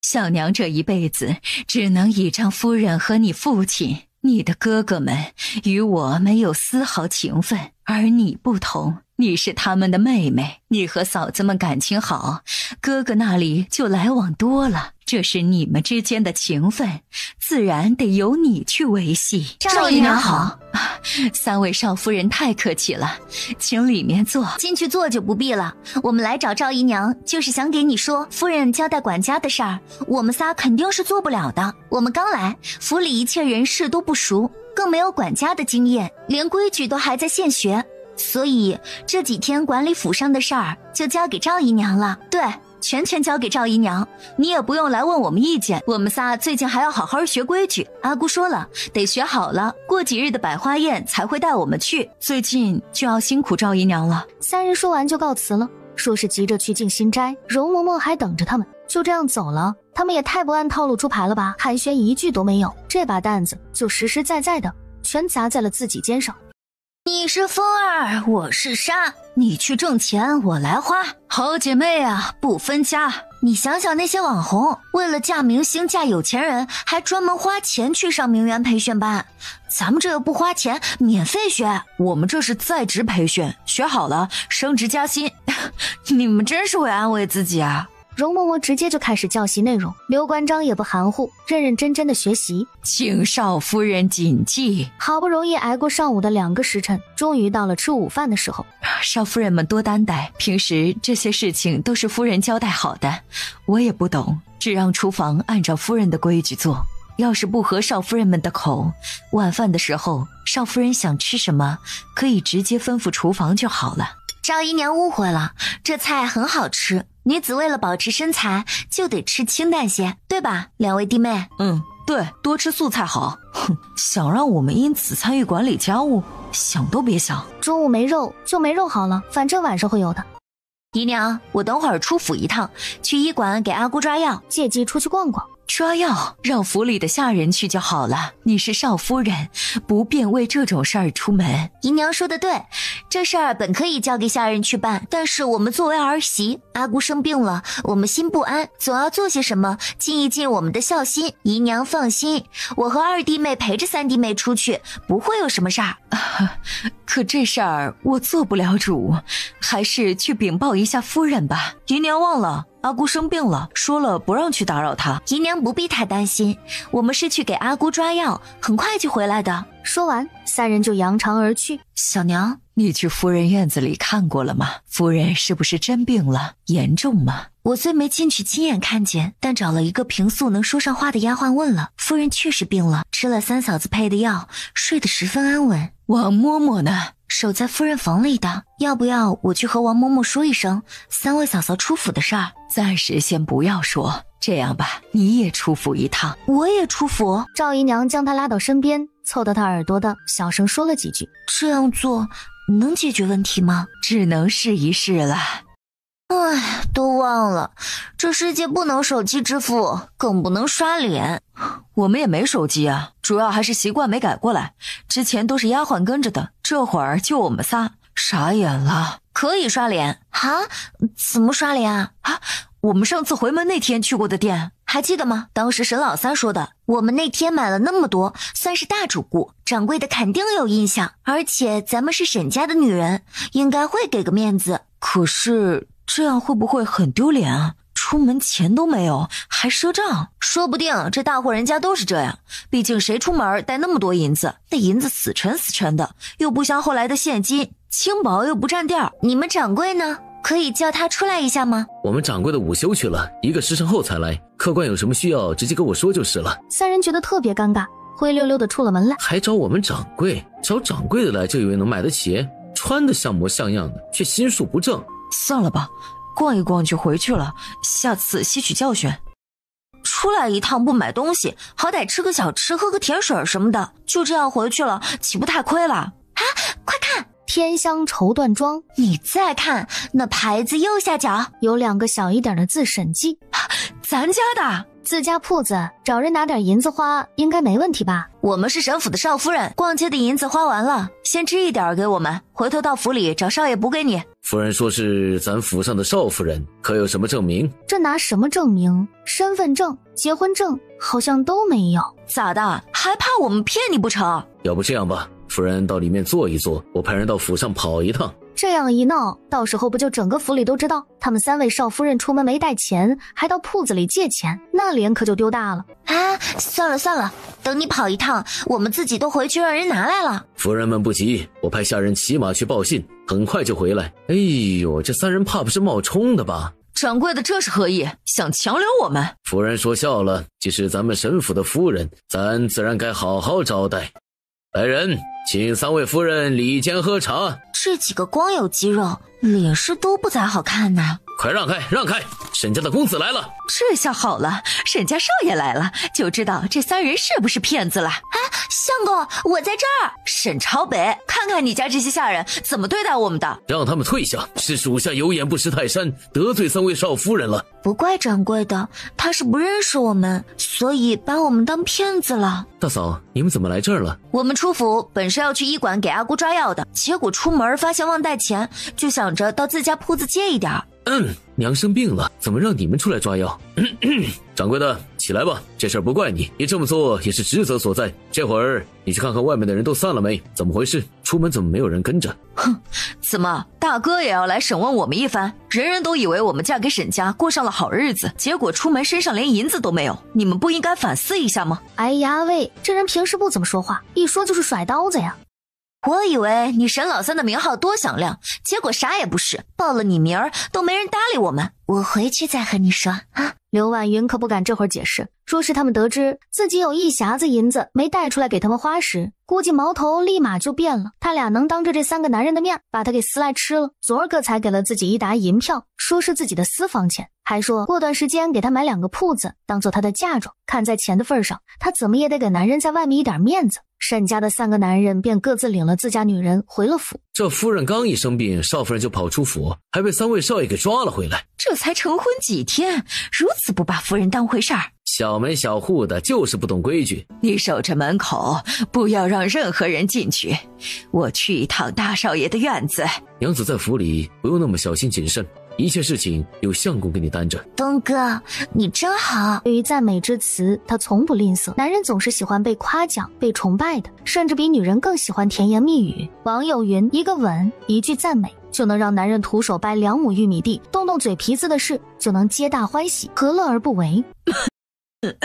王嬷嬷，你怎么来了？阿姑醒了吗？身体有没有好些？回少爷，夫人早起吃了少夫人们煎的药，一直睡到现在还未醒。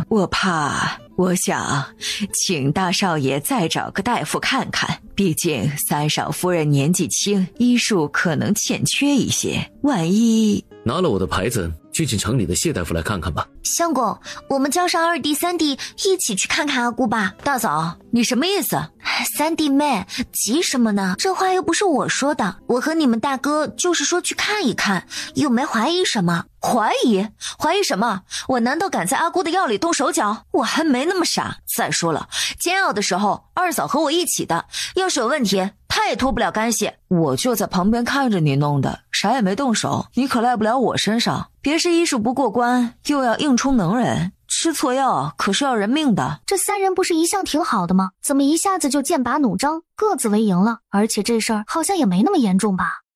娘子，别激动嘛，去看看不就好了？咱们清者自清。哼，你这话就是摆明了不相信我。看就看，若是没事儿，你们通通都给我道歉。娘，你醒醒，醒一醒。沈夫人缓缓地睁开眼睛。怎么回事？可是你们父亲出事儿了。娘，你说什么呢？父亲好好的。那你们一群人这副神色，守在这儿干嘛？莫不是以为我怎么了？阿姑，你觉得舒服一些了吗？身体可有哪里不适？没有不适，觉得精神也好了许多。看不出来，你还真有点本事。哼，阿姑还是别太信我，小心把你医死了。娘子说什么气话？你是天底下最善良最美丽的女子。起开，等谢大夫来了，看完阿姑我再和你说。现在什么时辰？你们仨怎么回来了？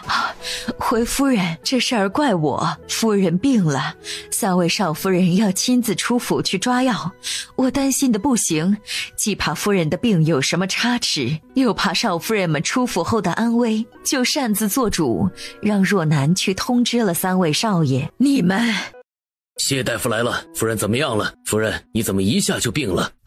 夫人，你总算醒了。留下1、2位陪着就好了，其余的人请到外面候着。沈朝北和我留下，你们都出去等着。没事儿，你也出去吧，我留下。现下被赵姨娘一顿操作，他们3人出府抓药，皆因一片纯孝心，还有自家男人做背板，估计挨训都免了。小娘，大嫂子会不会怪我？不会。白莲花道歉。姐妹，你这戏瘾不是一般的大，颁个奥斯卡女影帝给你，行不行？对不起，三弟妹，对不起，之前是我们说话不当，你大人大量，不要计较。咱家有个女大夫，真是厉害了。老三，你可是捡着宝了。那是我娘子天下第一厉害。娘子，别理这群人，他们都是狗眼看人低，不和他们一般见识。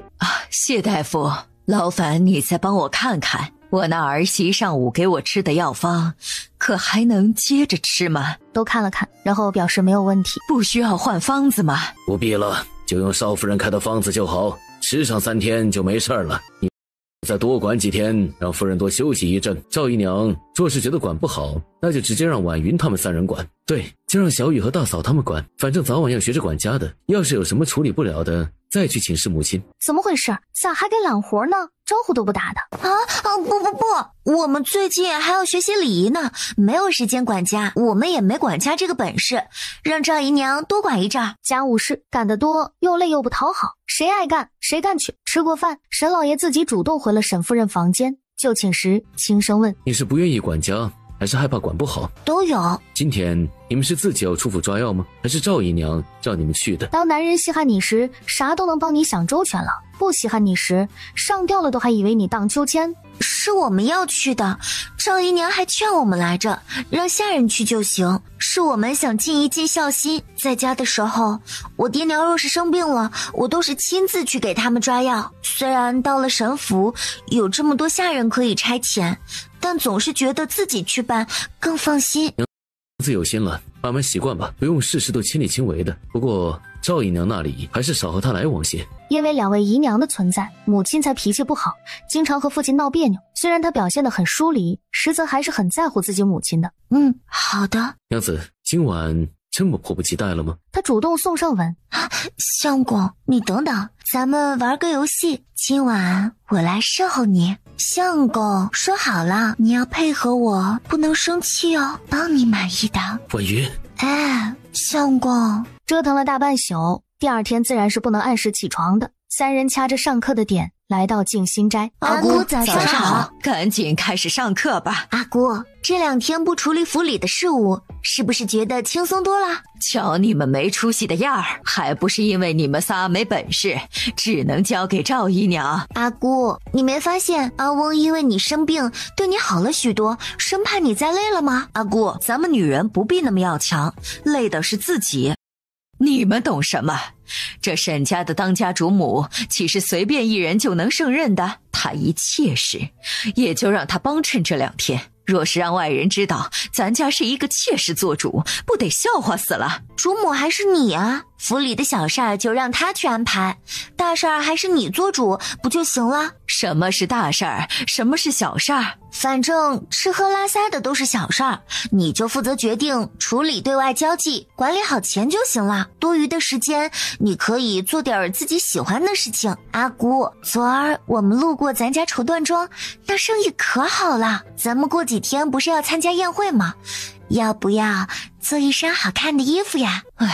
这儿媳也就这点出息，这个自然是要的。下午就让绸缎庄的掌柜来一趟，给大家都做一身新衣服。阿姑，要不给容嬷嬷也做一身吧，算是感谢嬷嬷对我们仨的尽心教导。这个自然，不用你说，我也是会安排的。太好了，有新衣服穿了。这儿媳也太小家子气了，有个新衣服都能高兴成这样。给夫人少夫人们请安。你们年轻眼光好，去挑选吧。吴掌柜，有带衣服样本来吗？有，自然有的。没有其他样式的吗？就这些了，不知少夫人想要什么样式的？你看看这个能做吗？这个做是可以做，不过这是什么奇怪的样式？胸口还露一块，丢不丢人？阿姑，咱们做绸缎庄的思维不能固执，得有新意，要创新，这样才能引领潮流。话是没问题，但你这造型未免太出格了些，你还是在吴掌柜的样册里挑几个款吧。阿姑，你思想太古板了，这衣服就领口露了一点，再说了，不还有披肩吗？能遮住的。吴掌柜，这布都多少钱一匹啊？价格不一，普通的几两，贵的几十两。我那天看咱铺子生意挺好，一个月能卖不少匹吧。天香绸缎虽是审计绸缎庄新开的，但是因为出的成衣款式多，样式又好看，生意一点不比先开的几家铺子差，一个月能卖1000匹左右吧。1000匹，一匹平均10两，那就是1万两银子。Oh my god！ 可是沈长富每个月让账房送来的却不到吴掌柜说的一半，这让他心底很不是滋味。阿姑，我选好了。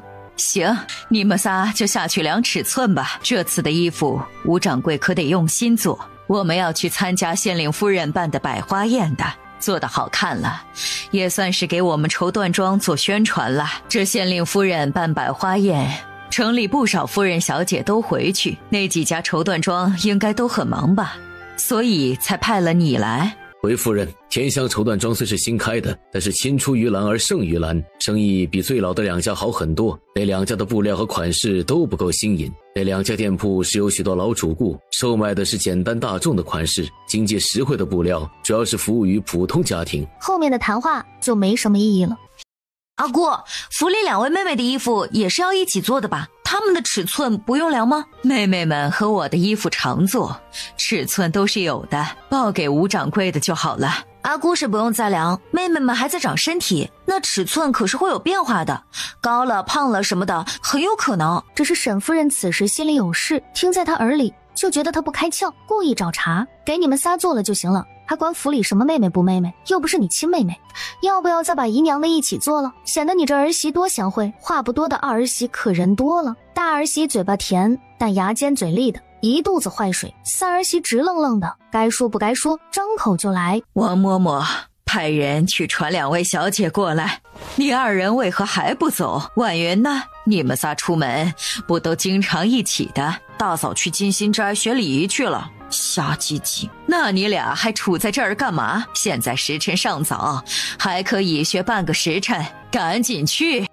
大少夫人吉祥，那天的事是吴某眼皮子浅得罪了，幸得少夫人大人大量，不予计较。吴掌柜言重了，你也是无心的，不怪你。这话稿我留着也没用，悬似吴掌柜可以参考一下，发挥一些灵感，用一些轻薄飘逸的布料，做一些新颖的适合夏天的款式，或许会成为当下的时兴。到时候我和另外2位少夫人参加宴会时就帮你宣传。然后便走了。走吧，回去有的忙了。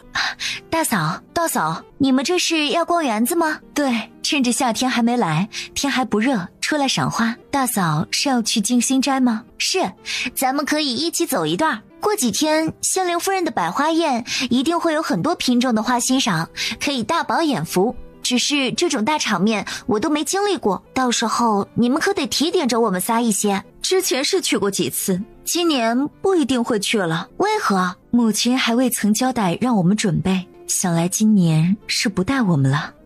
这不是还有几天呢？阿姑不是这2天生病了吗？可能没来得及和你们说。对了，你们刚才不是从厢房过来吗？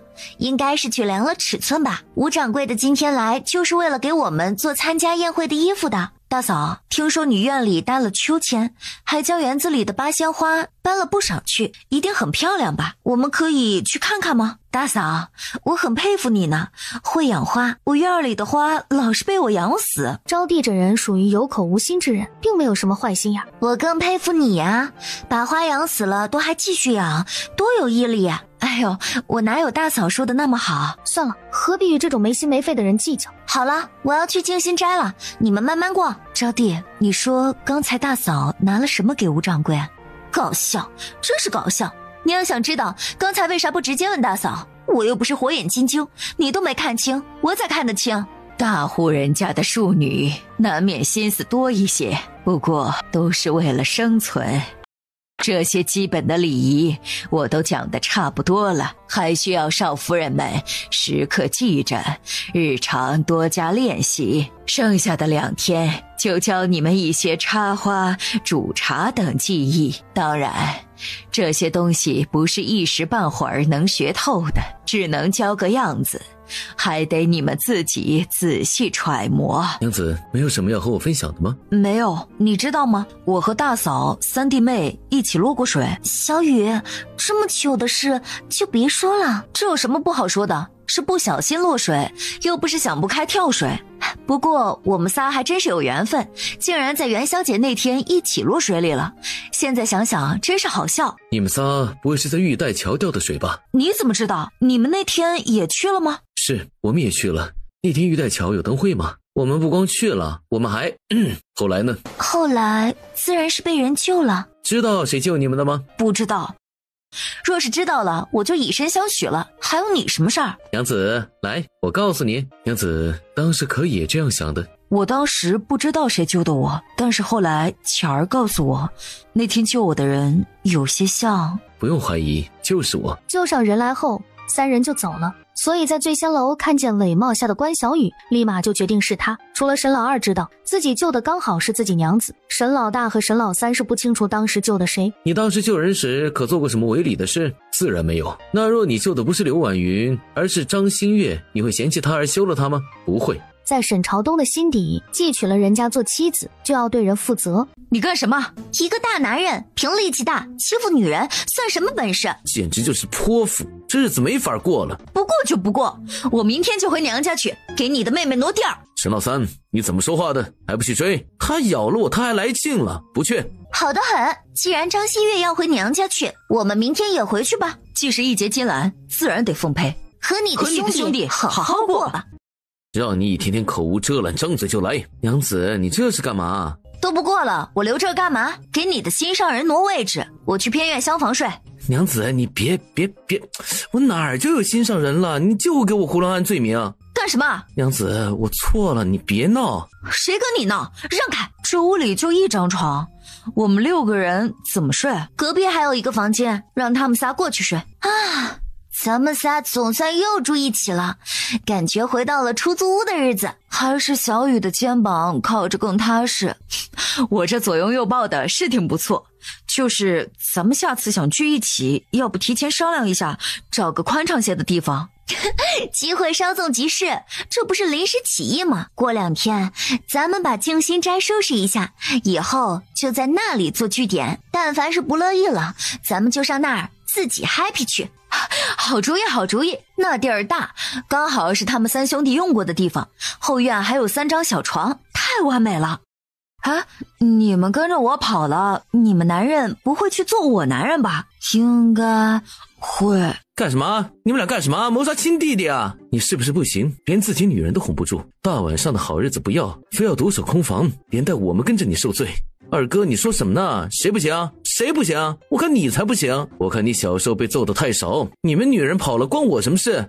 关我事，我的错。大哥，咋整啊？要不我们一起去赔罪，然后请他们回来？算了，我看他们是铁了心，三姐妹要今晚一起过夜，就随了他们吧。要是动静闹大了，把母亲惊动了就不好了。一个个的没出息，连自己女人都拿捏不住。沈家三兄弟回到自己院里，好看吗？好看。婉云把他当空气一样的，很满意的就出门了。要是你下午早早的来接我，我或许可以考虑晚上回屋睡。接，一定接。娘子，以前宴会上见到的那些小姐，没有一个入我眼的，我就喜欢你这样的。娘子，那些都是过去的事了，即便和人交谈了2句，那也是正常社交，总不能连话都不和别人说吧？那也太不礼貌了。娘子，我承认之前是有1-2个爱慕我的，但是我从不主动搭理他们的，从未私下接触过。娘子，我错了，昨晚你不在，我都睡不着。你且等着，我今天去完宴会就知道了。娘子是宁愿相信别人的话，也不相信为夫，太伤人心了。娘子，我错了，你别走。娘子，你看我手臂和腿好几处都青了，还有屁股也肿了，我被大哥二哥揍得好惨。活该。娘子，你心疼我呗，你要真回娘家，我肯定被他们打死的。合着你是害怕挨打，也不是真心想我留下。冤枉，娘子，我更怕你不爱我。你个混蛋，你放开我！抱住了他。娘子，亲一个，昨晚你不在，我可想死你了。沈朝北，你别用这招，别逼我又咬你啊！怎么了嘛，亲一下都不行？我打扮的好好的，等会儿就出门了，你给我弄花了，我还得重新弄。你别啊，不生气了好不好？别回娘家去。谁说我要回娘家了？我要去百花宴。真的？那太好了，这衣服也别收了。你给我放下，那是我带出门的。娘，我今天也要去。胡闹，天天守着女人像什么话？该干嘛干嘛去。还有你俩，赶紧去铺子上忙。我等会儿来接你回娘家去。不行，我得跟着，不然我娘子跑了怎么办？百花宴都是夫人小姐，你一成了婚的男子去干什么？那不也有男子去吗？万一看上我月儿怎么办？要点脸，青天白日拉拉扯扯的像什么话？你月儿一已婚女子，谁会看上她？我家月儿这模样，今天打扮的又这么漂亮，要不说谁能看出来这是已婚的？不行，我得去，我跟着当马夫当随从也行。你滚一边去，说这话你假不假？恶心不？沈老三最终被驱赶走了。一天天的尽哄的男人胡闹，你看看这像什么话？娘，你别说我娘子，还有你带出去了，得好好给我带回来。知道了，赶紧走吧，注意安全。这儿媳是说不得一点，说了就得出问题。罢了，闭嘴啊，不准笑。呀，我就笑。你男人好爱啊！我月儿这么漂亮，跑了怎么办？万一跑了怎么办？我要去当马夫。要命了！刘婉云，你要死了！我男人爱我，说明我御夫有术，总比有些人好。做梦都在喊东哥抱抱。哎呀妈呀，睡着了都在想男人，缺了男人活不了。来呀，互相伤害呀，谁怕谁呀？好姐妹，谁手里还没点彼此的料？你也好不到哪儿去，你还叫人家三郎？你胡说，谁告诉你的？你男人自己告诉沈老二的。死老三，太不要脸！王嬷嬷，去让他们小声点儿，太不像话了。你俩可别学他们仨，像个乡下来的野丫头似的，大呼小叫的，一点教养都没有。如今你们都及笄了，该谈婚论嫁了。不像前2年还是小姑娘，一言一行都得端庄矜持，这可是代表了沈家的家风。是，你们也不要有什么心理负担，去了后该吃就吃，该玩就玩，别私自到处走。沈夫人，你总算到了。陆夫人，好久不见，是越发年轻了，你这都是怎么保养的？哎呀，沈夫人你太会说了，哪儿有什么年轻哦，都快满脸褶子了。哎，倒是你，今儿这一身衣服太好看了，衬得你像个大姑娘似的。沈夫人今儿这身衣服看着真是年轻啊，这是你们绸缎庄新出的款式吧？回头我们也去买2件。这是我儿媳妇儿给我挑的，非要我穿成这样。哎呦，这是沈夫人的3个儿媳吧，一个个的还真是标致呢。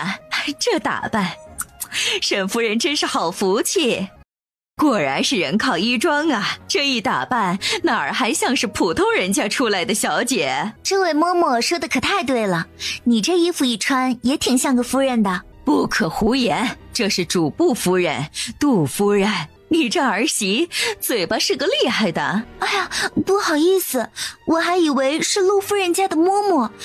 杜夫人，你大人大量，原谅了小女子孤陋寡闻，没见过世面。我家是低就低，也不吃你家大米。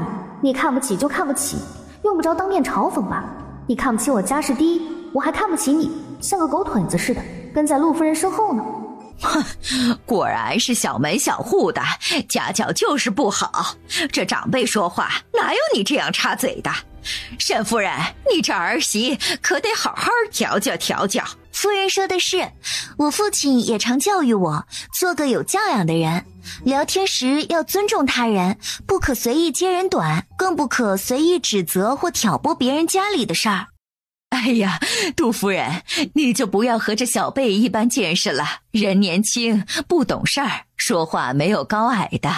你大人大量走吧走吧，咱们也别一直站在这儿说话了，到里面去。今年呐，陆夫人府上培育的那些花啊，比去年的还多，还好看。一起走，咱们老姐妹好好的唠一唠。谢夫人，你也请。我们这身衣服要是拍写真，那简直美爆了。是沈家妹妹吗？陆姐姐、郑姐姐、周姐姐，你们好，两位哥哥好。陆姐姐，她们是我的嫂嫂，这是大嫂，这是我二嫂，这是我三嫂。我就猜到了，看这打扮，应该是沈家三位少夫人。想不到我们眼光都如此好，喜欢的衣服都差不多，能和陆小姐喜欢一样的，那是我们的荣幸。我在家时就听若男说了，陆小姐可是普宁城最会穿衣打扮的了。我啥时候说过这话了？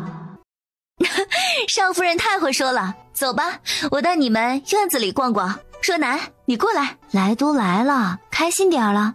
既然改变不了，那就接受现实。所以我何必去做那无谓的事儿，等着被安排就好了。这可不像我们招娣小姐的性格，不应该努力去争取吗？大嫂取笑我了，我有什么能力去争取？一个庶女，母亲也不得宠。别妄自菲薄，那赵姨娘给阿姑下药，不就是你撺掇的吗？大嫂说什么呢？招娣不懂。没事儿，招娣，我理解你。你小娘并不把你的婚事儿当回事儿，她只是希望你嫁个家境好的。不管你是做妻还是做妾，也不管你喜欢与否，会不会过得好。但赵姨娘不同，她有想法，也处处替女儿想。所以你故意在她面前说一些话，激起她行动，然后将老爷想把你们许给人做妾这事儿捅开，让夫人带你们出来，为你们做主说亲。大嫂，其实我没有证据，我只是猜的，因为你前段时间很不正常，加上你故意让你三嫂听见你和丫鬟谈话，我就觉得会不会你也是知道你父亲的这个想法，但你又是没办法，只好利用赵姨娘。毕竟如果没有人激励他，我估计他是不敢轻易去反抗夫人的。大嫂，你们这是……我是个恶毒大嫂，把我们漂亮的小姑子气哭了。大嫂，你说什么呢？对，就这样，多笑，笑起来多美。我看那郑家和周家的两位公子不时地往你这儿看，你觉得他俩怎么样？大嫂可别瞎说，那两位公子看的可不是我，是你们仨。你们这打扮，今日可吸引人眼球的很。你才瞎说，你个死丫头，我们都是已婚的女人，这话传出去，回家你三个哥哥得揍我们。我三哥都说了，三嫂打扮成这样，谁能看出来是个已婚的？沈家的少夫人性子还真是爽朗，可不是嘛，那嘴巴还厉害得很。沈夫人可有福了，我这三个儿媳除了家世低一些，其他是没法说。前段时间也不知道谁那么缺德，给我们家三个儿子造谣，说身体有疾，就我这三个儿媳并不信以为真，愿意嫁来我家。三个孩子虽性子野了点儿，但都是实在的好孩子。沈夫人，你家公子都娶亲了，你家那两个女儿也该说亲了吧？哎呀，我那2个庶女，样貌才学和各位夫人的小姐们那是没法比，也不知有哪家夫人能看得上。我看2小姐倒是个安静的，看着不错。谢夫人家的儿子也是一表人才呢。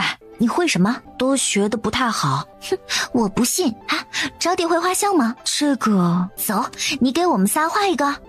不会，我们得一直站这儿吧？应该是吧。这感觉一直傻站这里，还这么多人看着，太无趣了。要不回家了，让招娣帮我们画？啊，好像也是哈。你俩能不能别跟我争？等我画完了你们再来。行，你是大嫂，你先。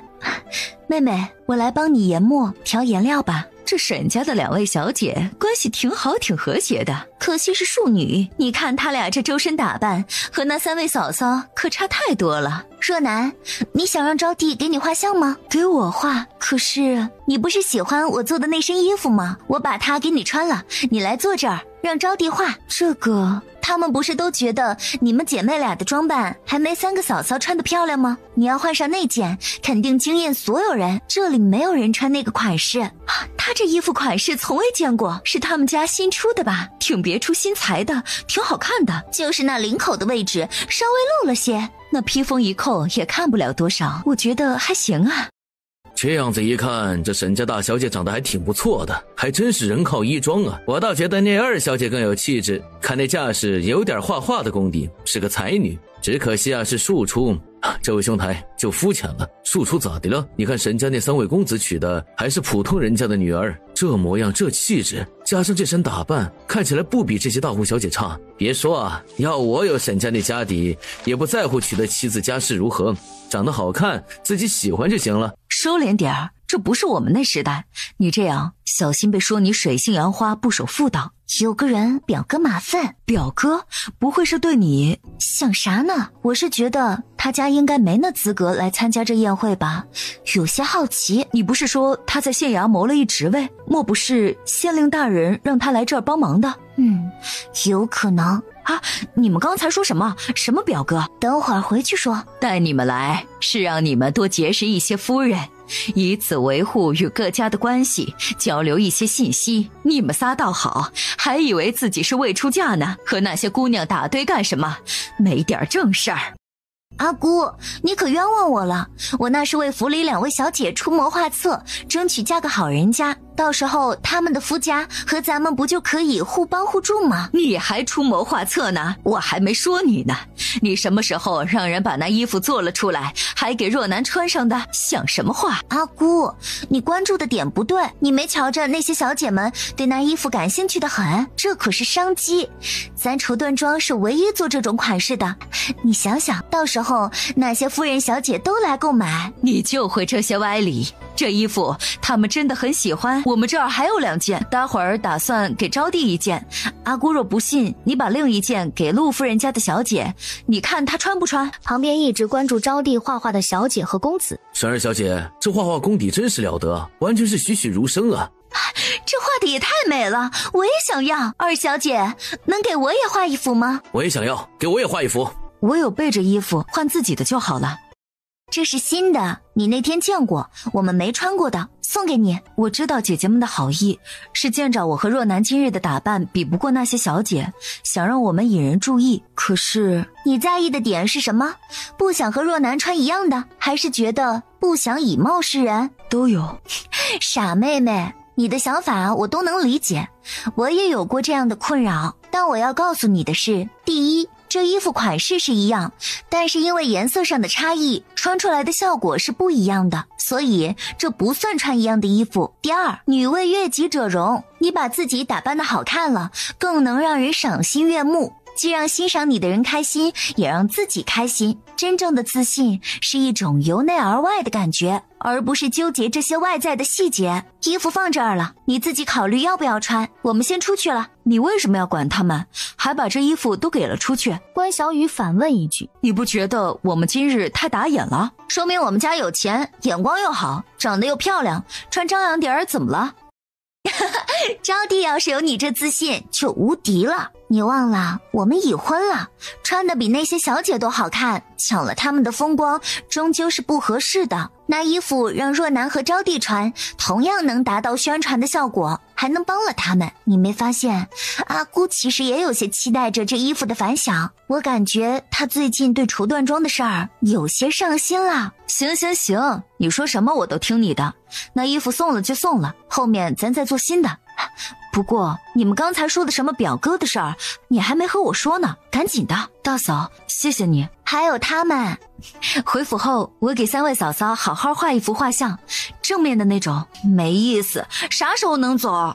待所有人都下席了，若是主人家没再安排什么节目，略坐一坐就可以走了。啊，那还不得至少还要1个时辰。好想出去逛街啊！要是有电话就好了，我就给沈老三说，赶紧来接我走。什么？三嫂的意思就是能隔空传话就好啦。三嫂和三哥感情真好，就这一会儿就开始想了，去跟陆夫人告别，然后赶紧走吧，我们等会儿再走。沈家哥哥，好久不见呀！沈朝北，看着我还不来迎接，聊什么呢？聊得那么起劲儿，是不是看着这么多妹妹围观，热血翻滚？沈家二哥哥，恭喜你新婚快乐呀！二哥哥，挺享受被人叫二哥哥呢。二哥哥，你还有什么说的？娘子，你听我说。娘子，你先听我说。娘子，你男人有人喜欢，说明你眼光好。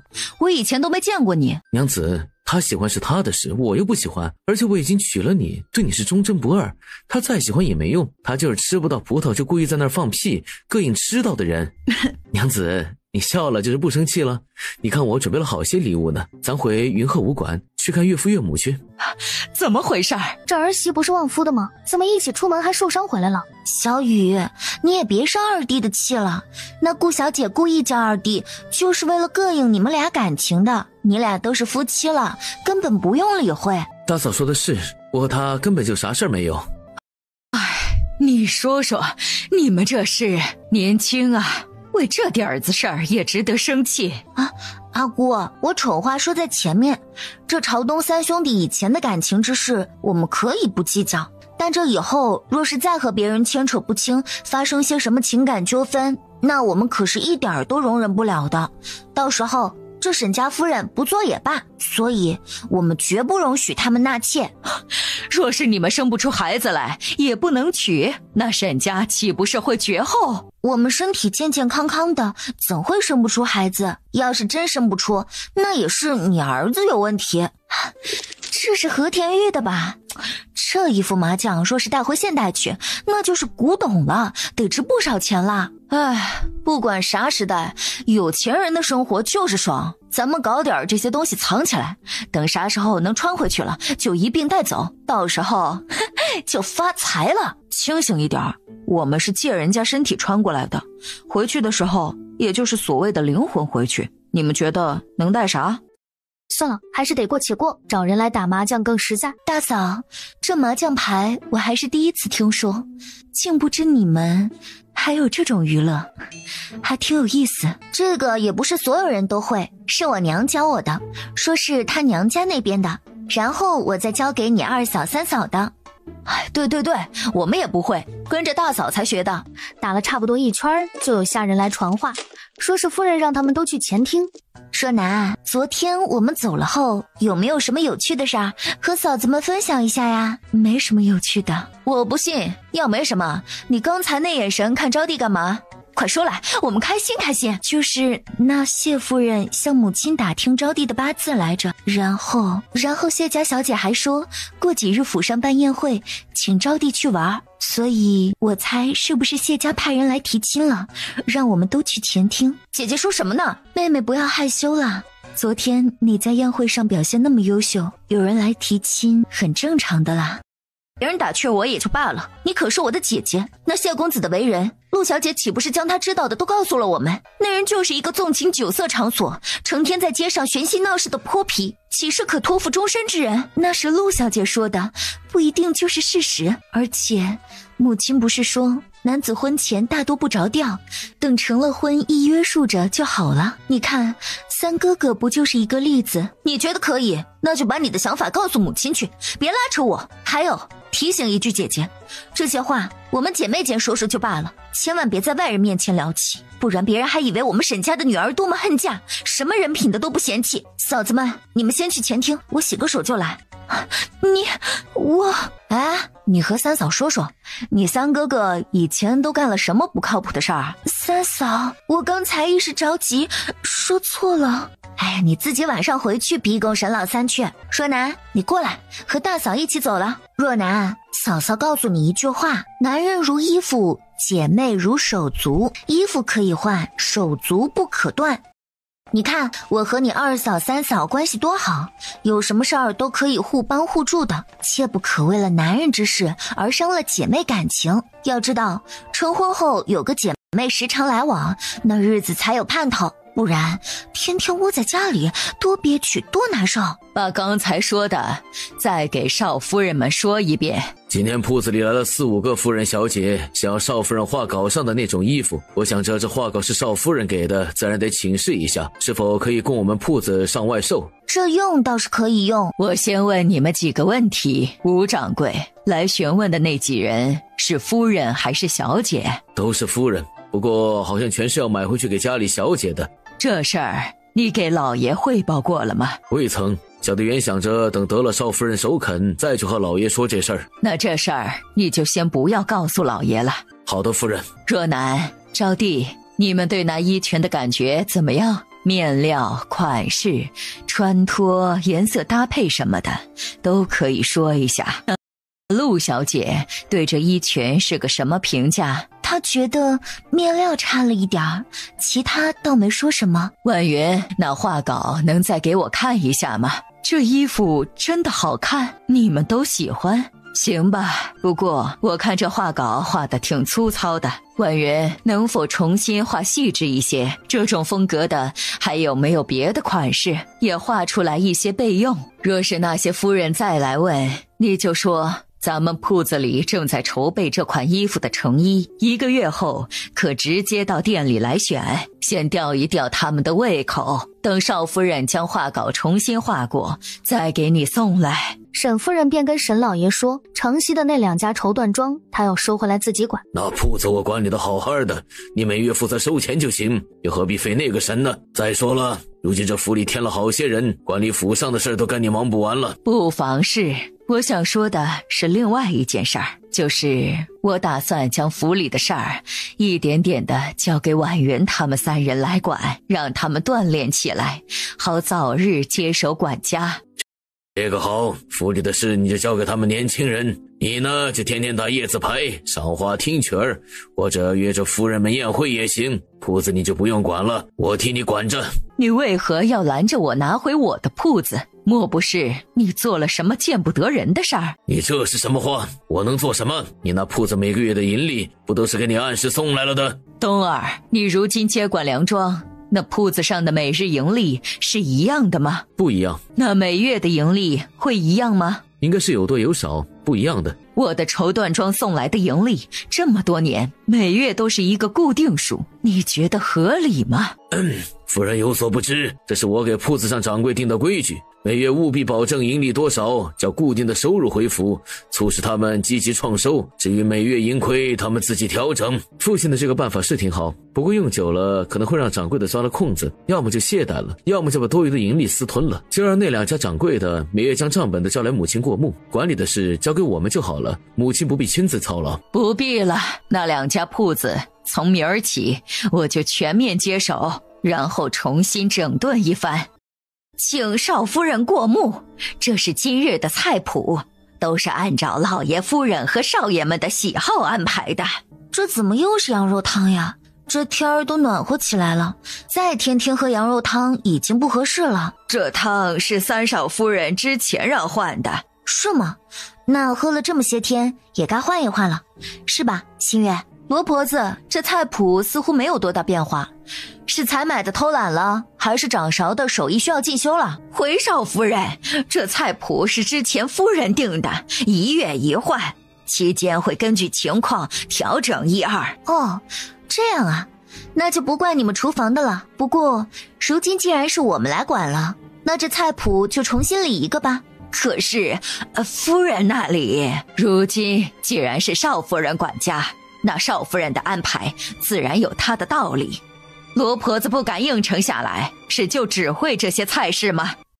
罗婆子是要等夫人发话才做吗？那不如我去把夫人给请回来，你当面问她，我们做不做得了这个主？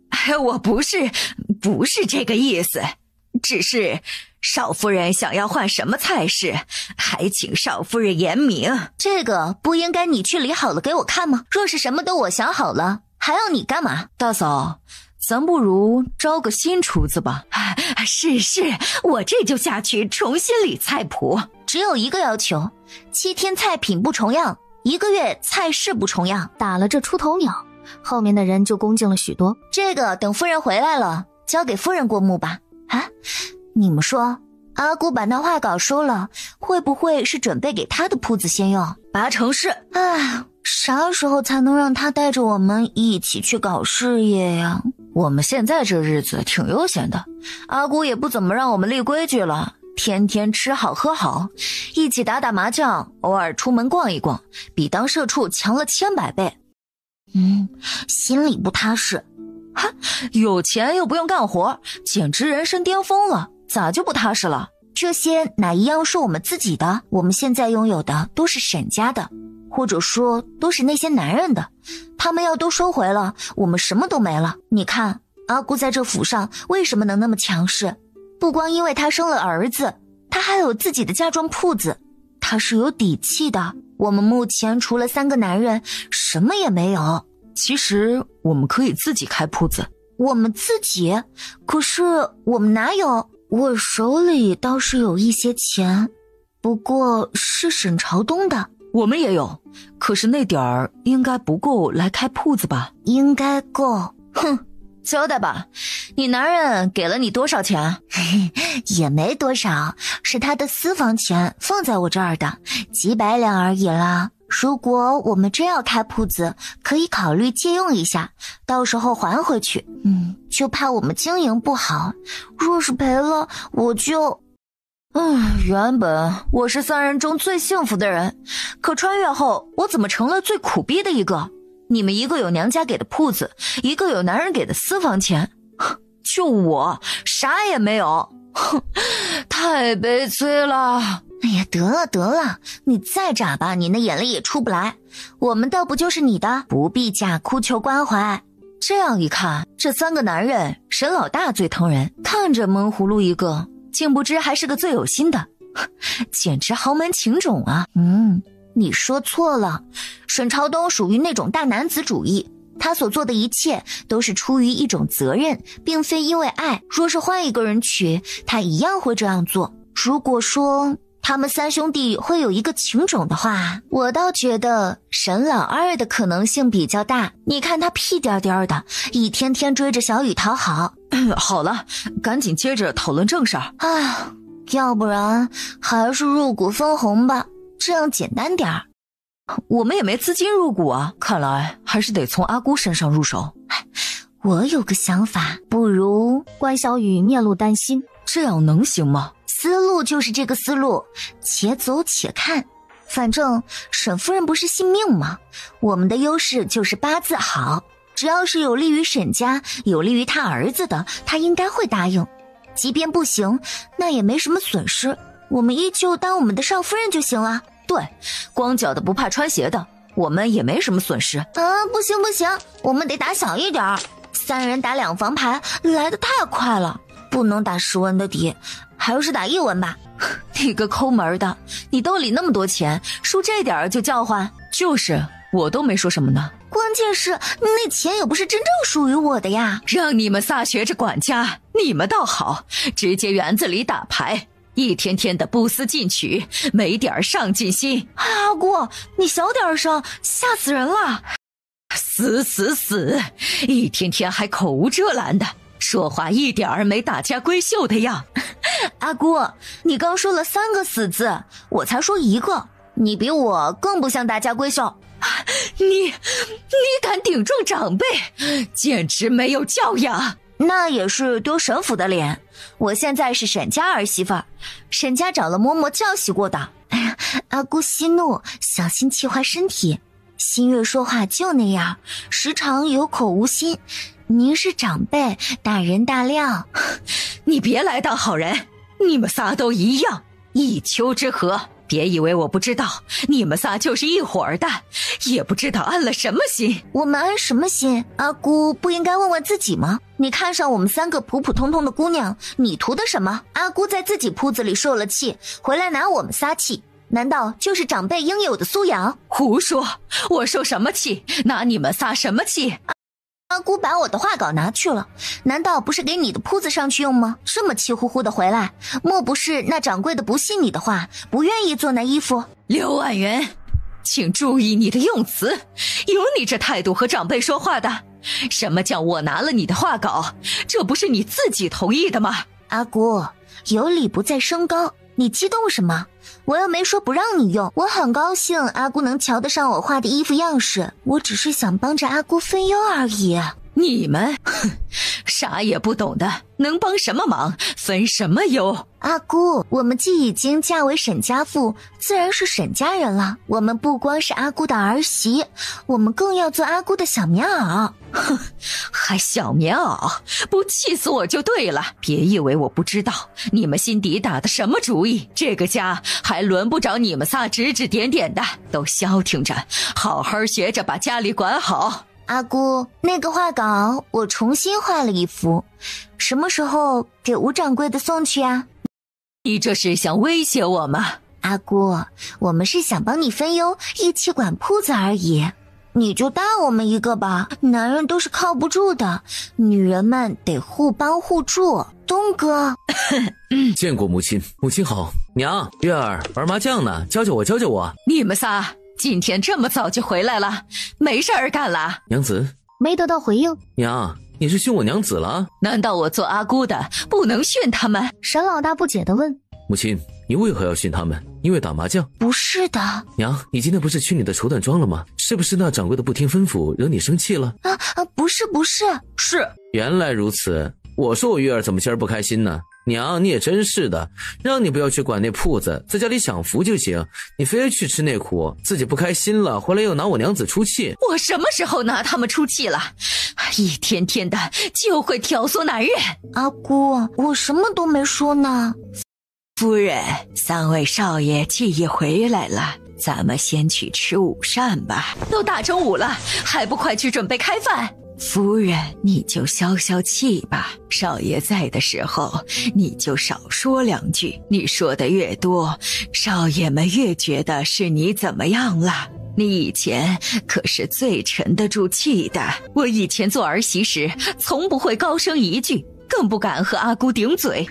这3个倒好，当面一套背面一套的，惯会使些手段。当着我儿子的面就像个小绵羊似的，我儿子一不在就跟老虎似的嚣张。夫人呐，我时常劝你性子柔一些，该放手就放手，不要事事都自己揽着，搞得那么累。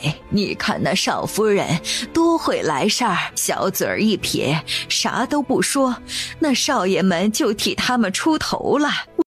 我可做不来他们的做派。以前我那阿姑也是哼哼唧唧的，说不出几句话，稍不如意就眼眶红了。沈长富和他爹就以为是我惹了我那柔弱不堪的阿姑。哎呦，如今娶了这3个儿媳，也是这番做派，看着就来气。沈朝北，我要回娘家。咋就突然要回娘家了？我家穷是穷一点，可我过得自由自在，在你们家事又多还受气，打个麻将还总输钱，一点都不好。哎呦，打麻将能输多少钱？走，回屋，相公给你补贴去，再给你10两够不够？10两？那就够打10回，我今天就输了1两了。那再给你20两。沈朝北，你把我当要饭的打发呢？一点一点的给，你就不能把你的小金库都交给我？你就不能学学你大哥？大哥，你又干了什么坑我们的事？你没钱？怎么可能？对呀，我每个月的月钱也就那些，若是用完了就去账房的支钱，可也是有限额的，吃多了我爹得揍我。那大哥他就是个抠门的，出去吃饭都不对，他都不主动招待人吃饭的，也没啥交际，可不就省钱了。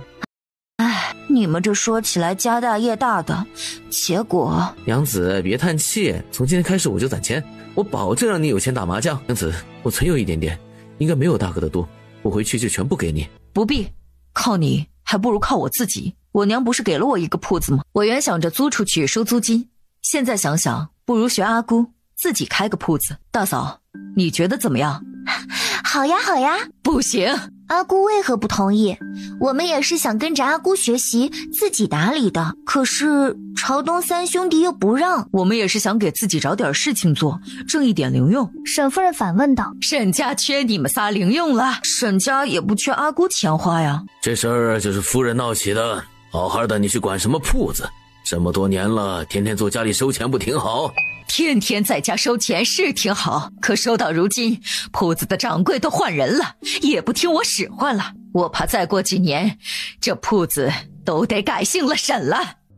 夫人这是杀人诛心了啊！这么些年我替你照看铺子，没有功劳有苦劳吧？你的铺子一直盈利着吧？你如今想管就让你去管了，何必这样言语重伤？好歹我们还是一家人。阿翁和阿姑自然是一家人，阿姑铺子里的掌柜不好用，那就换一个就是了。要是一时找不到合适的，就用阿翁铺子上的就好了。我看上次来给我们做衣服的吴掌柜就挺好的。有你别以为你帮着说好话，我就会同意你开铺子了，没门儿。我知道，阿姑是担心我们没什么经验，不过没关系，若是阿姑愿意，我们可以跟着阿姑学。我画的稿子也可以先给阿姑用。画的什么稿子？衣服的？就是我自己瞎画的衣服样式。上次让吴掌柜的帮我们做了3件，百花宴的时候让若男和招娣穿了，那些小姐们都很喜欢。是吗？那稿子呢？给我看一看，什么样？画稿万元已经交给我了，本是打算用我的铺子试一下的，奈何那2个掌柜的不敢创新。我瞧着天香绸缎庄的吴掌柜头脑倒挺灵活的，老爷既说我们是一家人，那就借用吴掌柜一段时间，帮着我一起管那2家店铺。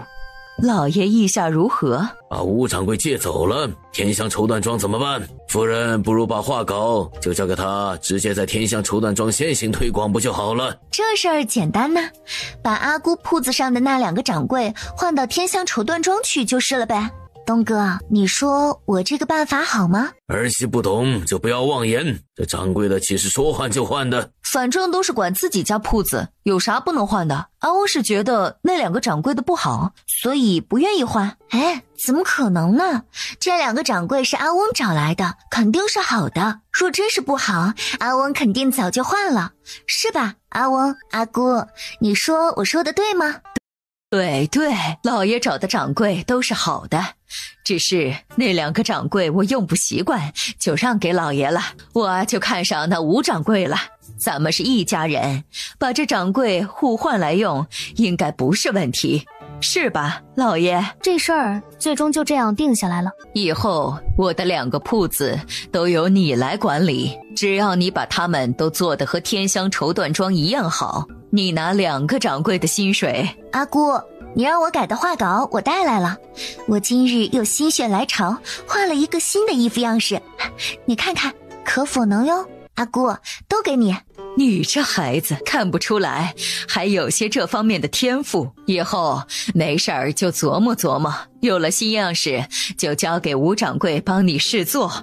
这个是自然，吴掌柜的眼光很好，他要能看得起的定然是不错了。你要我帮你们仨开铺子，你是真敢想呢。你知道新开一个铺子要花多少钱，有多少准备工作做吗？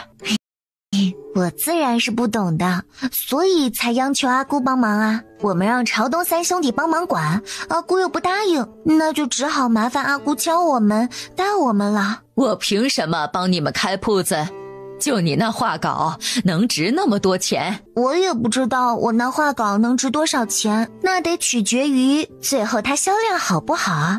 阿姑要是觉得不值，那我们就各退一步。小雨的铺子反正在城西，离阿姑的铺子也不远，不如就把铺子租给阿姑好了。阿姑自己开铺子，每月给我们交租金，租金比别人的贵3成就行。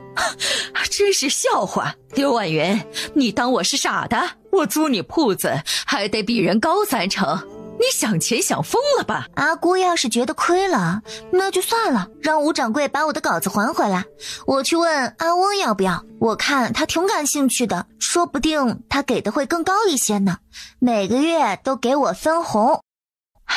回来，这样吧，若是这个衣服真的销量好了，我每月给你们50两。阿姑，这个所谓的销量好不好界定，不如以营收来算，给我们盈利的30%。刘婉云，你得寸进尺了哈，还30%，成本人力什么的都是我出的，你就出个稿子就想30%，想多了。阿姑，您就不懂了，我这是技术，核心技术，我脑子可灵活着呢，后面还会持续更新呢。那就2%、1%，行，成交。瞧你这文文弱弱的样子，心思竟这么灵巧，这么会打算的。当初你们四处打探我们沈家，是不是就谋划着怎样嫁进来过好日子？怎么是我们谋划呢？不是阿姑早就找人看了我们八字，觉得我们生得好吗？哼，那时候你们就知道我看中你们了，那为何还假扮姑子在姻缘寺里帮我解签，还造谣说沈家公子身体有疾？阿姑，你这话可是冤枉我们了。阿姑可能有所不知，元宵节时我们仨在玉带桥落水了，当时刚好是被朝东3兄弟所救，我们打探沈家无非是想以身相许罢了。至于你说的造谣之事，定是有所误会，我们怎么会对自己的救命恩人造谣呢？元宵节落水是一人救了一个，还就是他们仨妯娌，这真是说不清道不明的一种缘分啊。是啊，所以即便我知道阿姑是因为八字的原因才让朝东娶了我，但我依然很开心很感恩，我是真心想和朝东好好过，替阿姑分忧的，替沈家生儿育女。希望你说的是真的。母亲，他说的就是真的，那天我们救的就是他们3人。东哥，你既然确认了，那就是吧，我要休息了，你们赶紧走吧。东哥，你怎么来了？找你。东哥，你真好。东哥，我今天擅自帮阿姑说话，你会不会觉得我瞎掺和？不会，你做得很好。啊，东哥，你不是说下午不出门了吗？带你去个地方。我终于有自己的房产了，还是自己男人送的。突然觉得自己以前真是有病，居然看不起那些立志嫁有钱人呢，何止都是因为自己捞不着，吃不到葡萄说葡萄酸。他把2件铺面里里外外的看了一遍，满脸的兴奋。娘子，怎么了？东哥，你对我太好了。我是你相公，自然对你好，我既然答应给你买铺子的。昨天我看你和2弟妹3弟妹商量开铺子，其实你不必担心银钱的事，我不会让你没钱用的，你就在家好好打理府上的事就好了。东哥，你是不是觉得女子不应该抛头露面出门挣钱，只能天天待在家里？挣钱是男人的事，女人在家相夫教子就好。东哥，你根本就不是喜欢我，你是把我当宠物养，想把我天天关在家里。不是，我没有，我……东哥，你给我买铺面，我不出门怎么管理它？你不用管，我替你管着，是租出去也好，是自己开铺子也好，都由我帮你弄，你直接收钱就好了。东哥，你真好，什么事儿都不用我操心。可是我什么都不会，以后出门不得被人骗了。而且我不喜欢在家操持家事，我想自己开铺子，我也可以做事的。你看，我还给阿姑的绸缎庄换了衣服钥匙。女子也是人，有权出门。你是担心什么呢？不想我与别的男子打交道，还是怕我变得能干了，自己能赚钱，不依靠你了？我不是不让你出门，你可以出门，可以约了朋友聚会，可以逛街。我天天在家，哪里来的朋友？可是我和他们不一样，不想被关在家里。园子里，关小雨正在指挥沈老二。翻面，赶紧翻面，要糊了。刷油，再刷点油。辣椒粉呢？撒辣椒粉。少撒点儿。大嫂，你快尝一下，我家沈老二的手艺可好了。大嫂，这自己烤肉就是香，你先吃，我再给你烤。我大哥呢？真不错，好吃。你大哥回屋了，应该一会儿就来。看你情绪不高，咋的了？你和大哥不是出门了吗？干什么去了你们？没什么，就觉得沈老大挺大男子主义的，天天迎合他有点累了。你不是挺喜欢巴总的吗？咋的，这么快就腻了？吵架了？没吵。那因为什么？刘婉云还没来得及回答，不远处就传来别人的声音。他们在园里弄得烟熏火燎的，加上烤的肉香随风飘了老远去，住的离园子最近的孙姨娘和招娣就闻香而来了。我就说哪里传来一阵烤肉的香味儿，原来是少爷少夫人在烤肉，我们也沾点光。可老远孙姨娘就开始叨叨了，等到走近一看，是二少爷在烤肉，两位少夫人坐着聊天，那声音一下就尖锐了。哎呀呀，怎么是二少爷在烤肉？这怎么使得？两位少夫人，你们也真坐得住。说着他就戳了招娣一下，你赶紧去替了你二哥去。招娣默默地上前去帮沈老二，有人帮忙他也不拒绝，便让招娣给他打下手。孙姨娘则往两位少夫人的旁边坐去，屁股还没挨着凳子呢，关小雨就叫住了她。孙姨娘，那边还有凳子，你去那边坐，这位置是给三少夫人留的。哼，三少夫人不是没来吗？孙姨娘嘀咕一句，坐了下去。关小雨就瞪着她，面上没有任何表情。她素来不爱笑，这冷冷的一瞪便有些瘆人。孙姨娘缩了缩脖子，又起身坐去了旁边。久了别的人在聊天就不太合适了，刘婉云便唤来巧儿，让她去找若楠小姐来，准备几个人一起打麻将。望着巧儿离去的方向，关小雨别有深意的道：你猜是若楠先来还是阿姑先来？刘婉云就笑了，你猜他看见沈老二在烤肉，我俩闲着，他会怎样？两人同时看了一眼旁边的孙姨娘，然后起身往静心斋走去。沈老二看他俩离开，便问：你们干嘛去啊？马上就好了。关小雨边走边回：你们先吃，我和大嫂去静心斋找人把里面收拾一番，等会儿到里面去打麻将。两人突然起身走了。招娣一开始没觉得有什么，当他拿着肉串和自己小娘在桌子前吃着，转头看着二哥还在那自己一个人烤肉时，才反应过来不对劲儿。他立马站起身来，到沈老二身旁协助，并招呼他小娘一起去帮忙。但孙姨娘正吃得津津有味，哪里听他的？你要还想吃，你去弄就好了，我吃了这2串就够了。话刚说完，沈夫人就出现了。没想到你这庶母比我这母亲还会享福呢，竟让我儿子给你烤肉吃，真是好大的胆子。立起身来解释道：夫人，不是这样的，二少爷是给少夫人烤的，我只是沾光。一旁的招娣看向静心斋，心里腹诽道：这嫂嫂们真是坑人，都怪自己大意了。他碰了碰沈老二，求救地看着他：二哥，这些是你给母亲准备的吧？娘，这才是我烤的，我正准备让人给你送来呢。姨娘吃的是招娣给她烤的。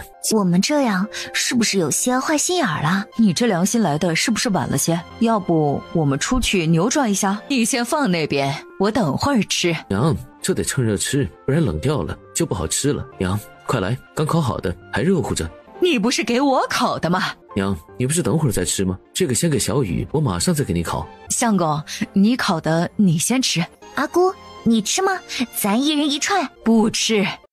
大嫂，还是让朝南烤吧，他烤的好吃，我们和阿姑打麻将去。哼，没见着哪家女人竟让丈夫侍候的，你们真是反了天了，家里没丫鬟使还是咋的？阿姑，我是让朝南给您烤，您是他的母亲，他该孝敬您的。东哥，你是大哥，你得做表率，不能输了给二弟。你也去给母亲烤肉。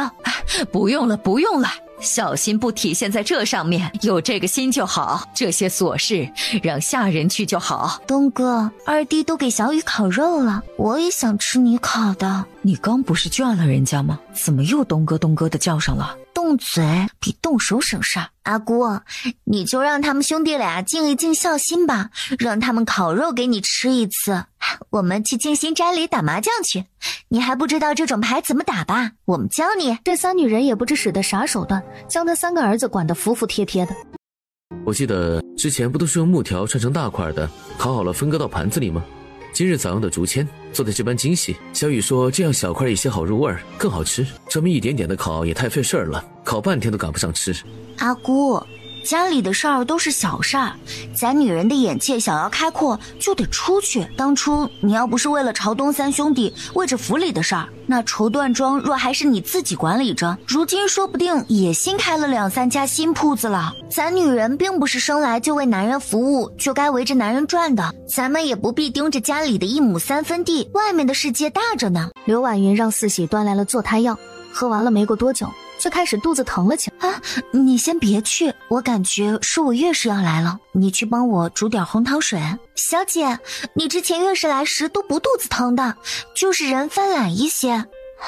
不会是小姐有了，然后你和姑爷昨晚那啥太用力，伤了胎气，要小产了。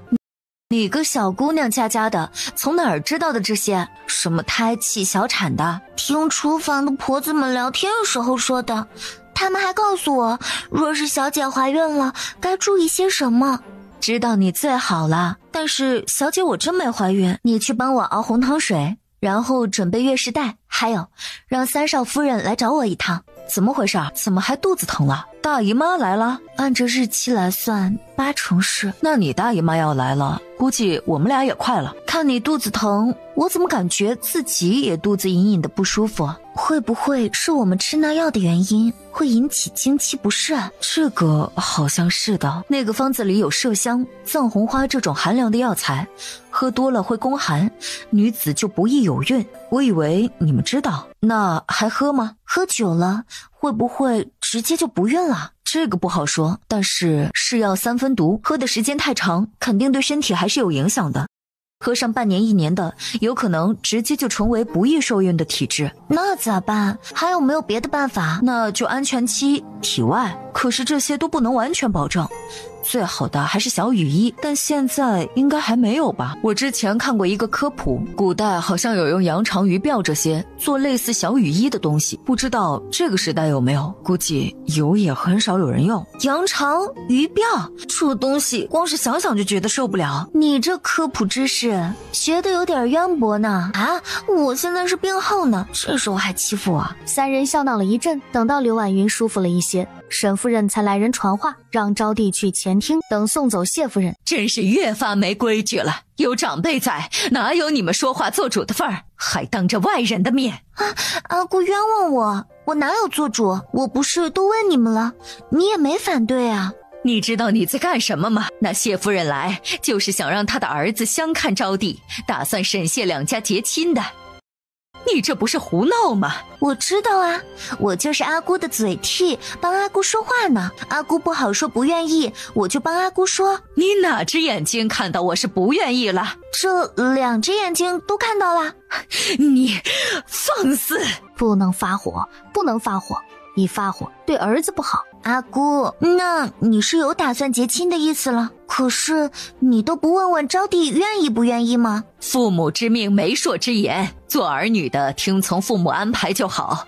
难道我还会害了他不成？谢家家世在哪儿？谢家公子也一表人才，这门亲事儿，多少人想结还结不上呢。阿姑，如果你当初嫁给阿翁前，知道他喜新厌旧，会纳2个妾，你会什么也不考虑，就直接嫁到沈家吗？纳妾不是很正常吗？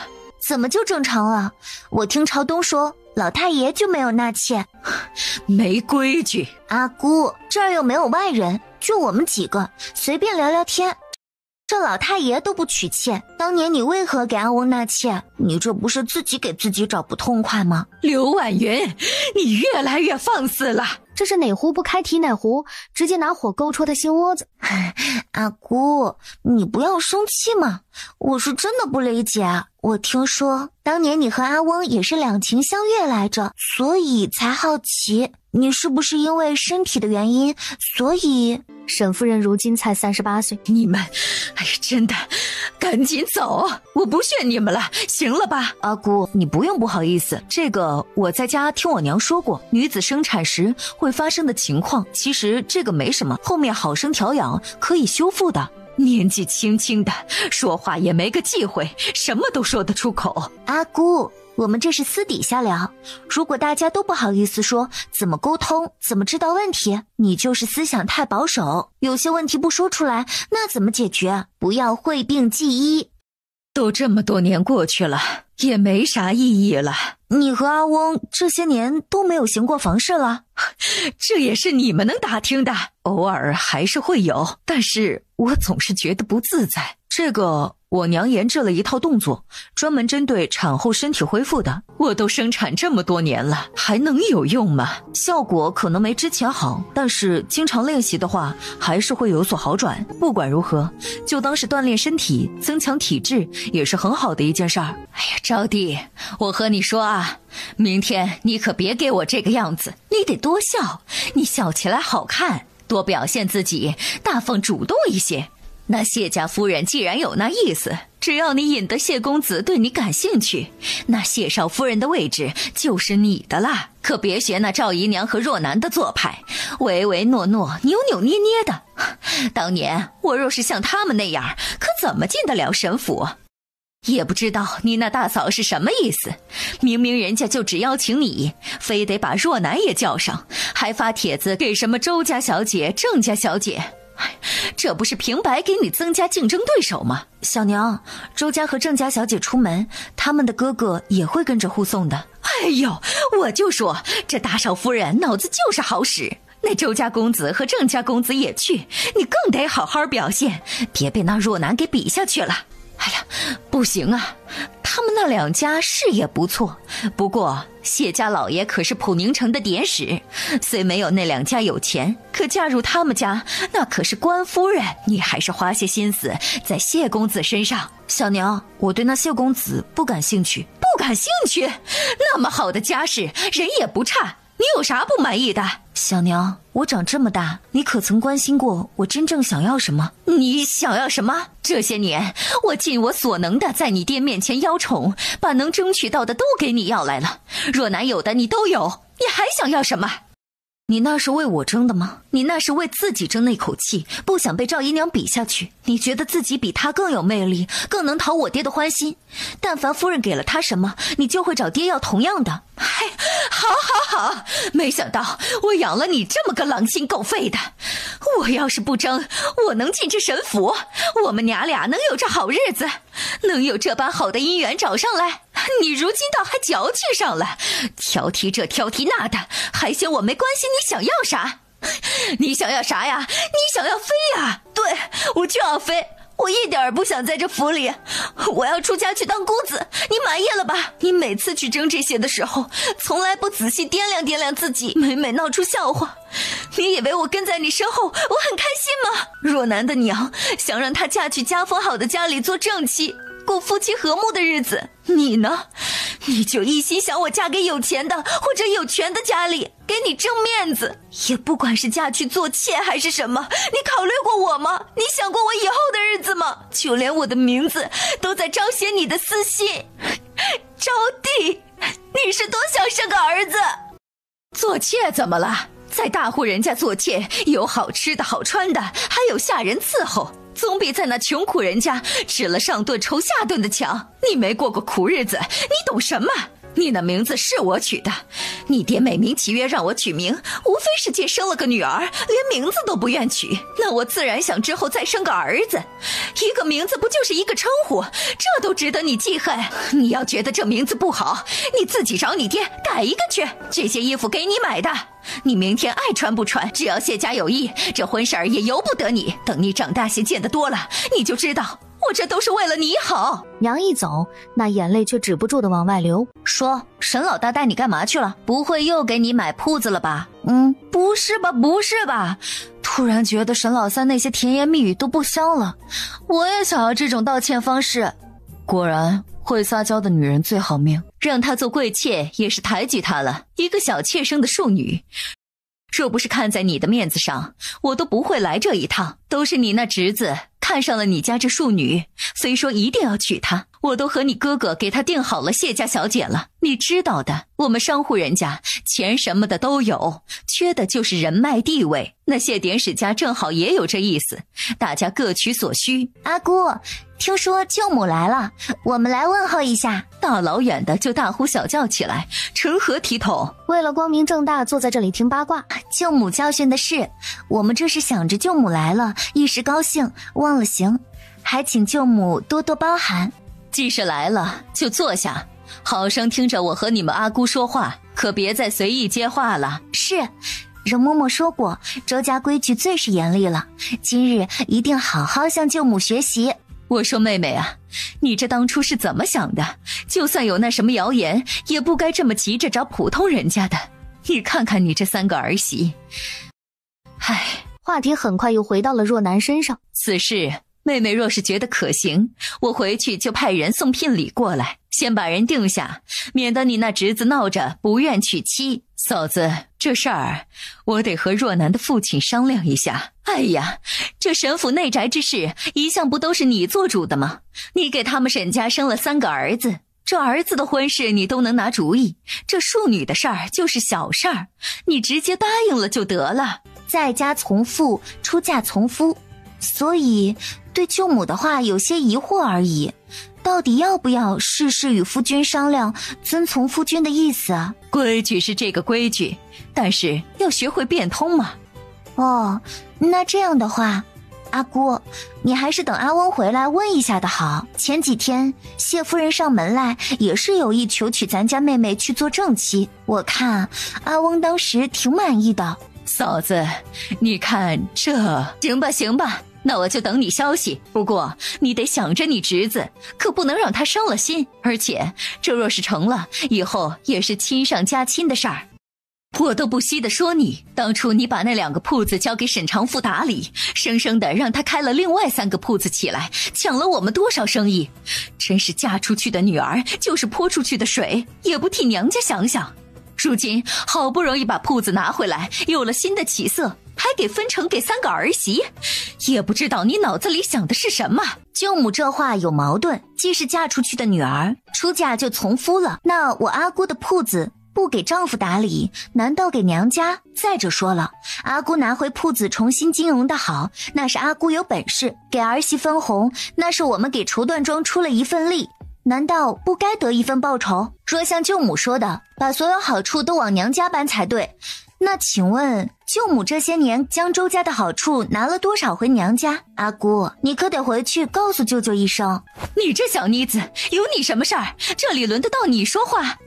周夫人此言差矣，我们仨既已嫁为沈家妇，就由不得别人来欺负沈家人。我阿姑的嫁妆铺子，想给谁打理便给谁，那是她自己的事儿，轮不到你来指挥。你们敢这样对我说话？嫂子，你消消气。我这3个儿媳普通人家出来的，最是不懂礼数，说话没个高矮的，你就大人不计小人过，原谅他们一回。看来那杜夫人说的不假，你这3个儿媳没点教养，你这阿姑啊，做的也不过如此。罢了，这是你的家事儿，也不该由我来说。我来呢，是想让你把新出的那个衣服样式送一件给你侄女儿。听说开业那天，你都各送了一件给郑夫人和杜夫人。还有就是那个款式的画稿，给我拿回去用一用。自然是该送一件给我大侄女儿，我马上就让吴掌柜的安排。只是这画稿是我大儿媳画的，这事儿我做不得主。舅母啊，这画稿我阿姑可是答应给我1成分红，我才给她用的。如今她已经先用了，舅母再用已没什么优势了，我就少收一点，给我100两银子就好了。100两？你怎么不去抢？如今这衣服都已经在售卖了，随便买一件回去，一拆就知道怎么做的了。哦，就没见过你这么小气的。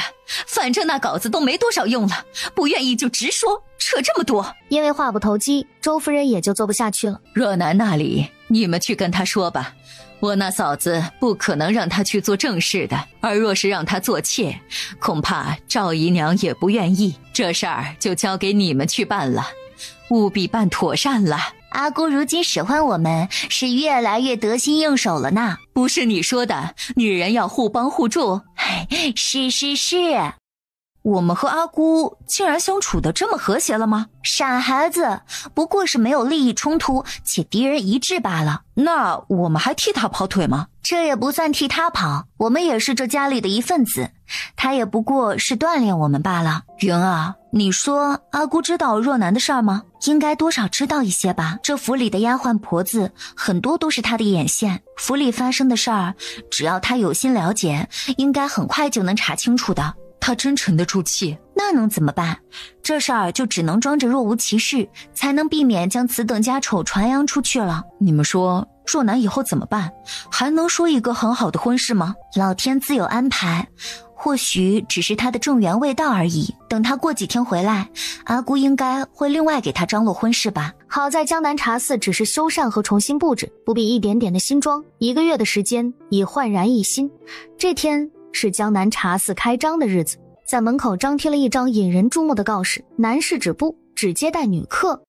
大哥，你怎么能啥都同意大嫂干呢？开个茶楼竟然不让男子去，他们一些女人聚在一起都干些什么呢？估计是打牌然后吐槽之类的，还能干嘛？你家新月不是让你做了好几副麻将吗？还有一些什么扑克牌的，就是挺担心他们安全。你多虑了，你二嫂专门招了10几个身强体壮的女子提前去云鹤武馆找他爹训练了1个月，虽说和孔武有力的男子比起来还是会差一些，但是对付一般的普通人绰绰有余了。据说每天还会有固定的时间在训练，而且官捕快说了，他会重点加强江南茶肆附近的巡逻。你们咋就这么坐得住呢？不想去看看？说不定就没人去光临。这陆小姐好像一下很积极的愿意来参加我们的活动了，还帮我们招呼那些小姐。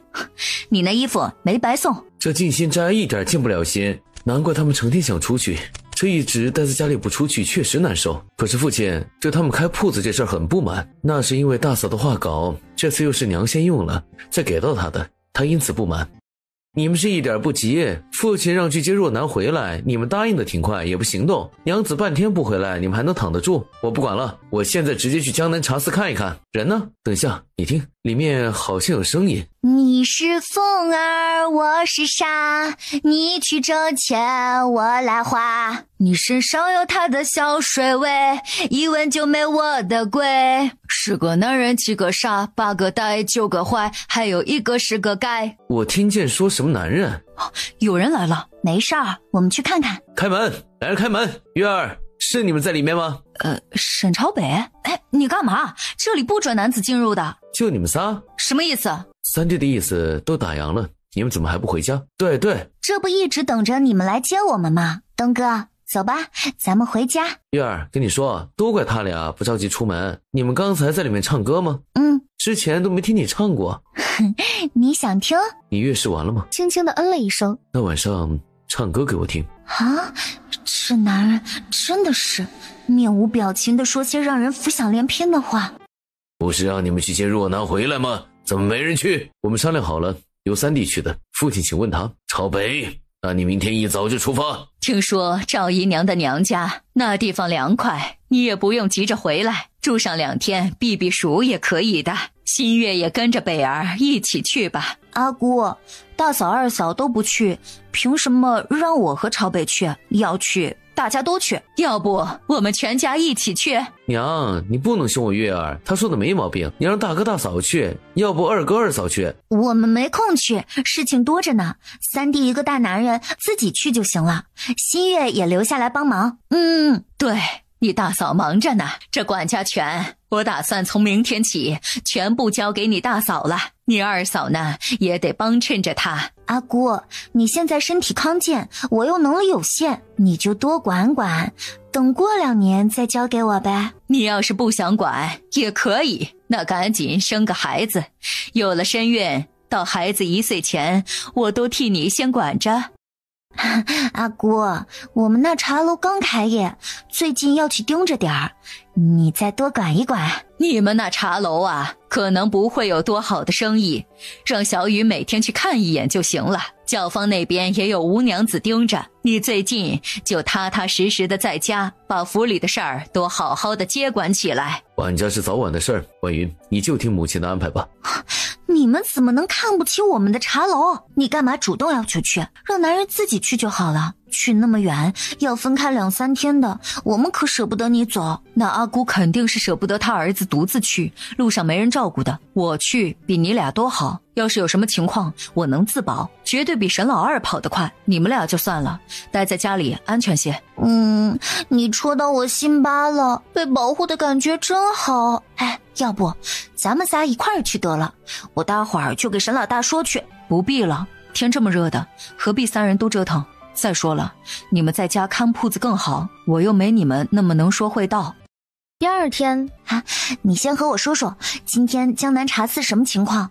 人来的多吗？就那样吧，还行。不会生意很惨淡吧？哎呀，你说那阿姑是不是乌鸦嘴？昨晚吃饭时非说我们茶楼生意不会多好。没事儿，这只招待女客的茶楼，本来也就是普宁城的第1家，很多人还不知道，慢慢就好了。不行，我们就宣传宣传，做个开业优惠什么的。昨天来的那些小姐们，不是说今日还会再来吗？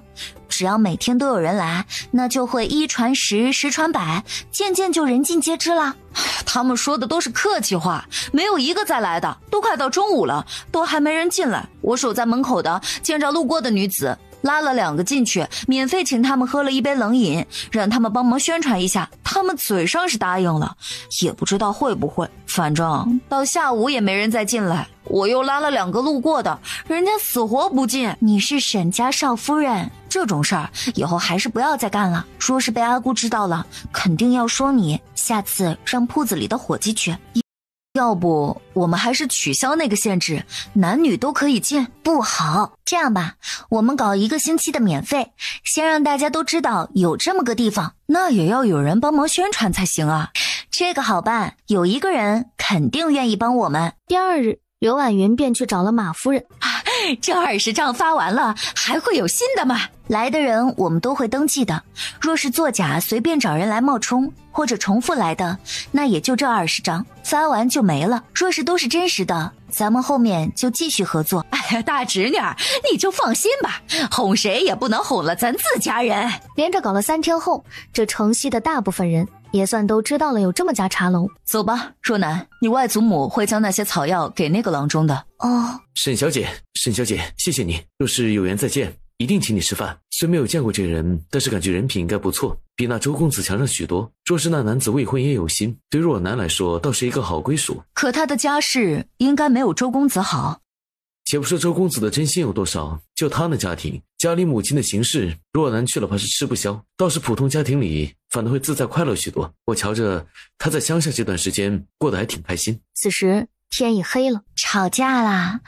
因为何事啊？关小雨把路上的事情及2人说的话大概给他俩复述了一遍。你家老二就是有些暖男性子，自以为是的觉得自己人很好，实际上就是边界感不清。因为身边的人都说他很好，便会让他越陷越深，反而忽略了最应该亲近之人。不过他遇到了你，那就是踢到铁板。咱不惯着他，就冷着他。他不是小太阳吗？咱就是冰山，1000年冰山。你这比喻。你们先去江南茶肆吧，我把府里的事儿再理一理，就来找你们。这几天全都是你在打理啊？阿姑她全都不管了？对，都是他。我这几天都在江南茶肆盯着。我家东哥说的对，这事儿早晚得落我头上。趁我现在开始管上了，就一次性理得透透的。之前不也阿姑一个人管，她都能搞定，我也能。你们不用觉得怎么样，我想过了，等我完全理顺了，我就把府里的事儿安排出去，让你们俩还有姨娘各自负责一些，这样我就轻松了。以后我再慢慢教你们所有的事儿，咱们仨轮着班，1人管1年。你们现在就把江南茶肆给想办法搞活了，还有女工教坊的筹备工作，这些你俩最近就多上心了。哎，你俩昨晚和好了吗？这是又被美色所惑了。哎呀，走吧走吧，赶紧走吧。对了，新月，今日不用给马夫人送宣传单去了，沈朝东说了，他会帮我们想办法。哎呀，看你这唠叨的样儿，你是不是不想在府里，想跟我们一道出去？这管家呀，也不算坏事儿。我现在大致知道了咱们沈家的家产情况，咱们在这儿生活起来心里也有底儿，挺好的。好好好，咱们出去挣钱，以后都给你保管，让你安排怎么花。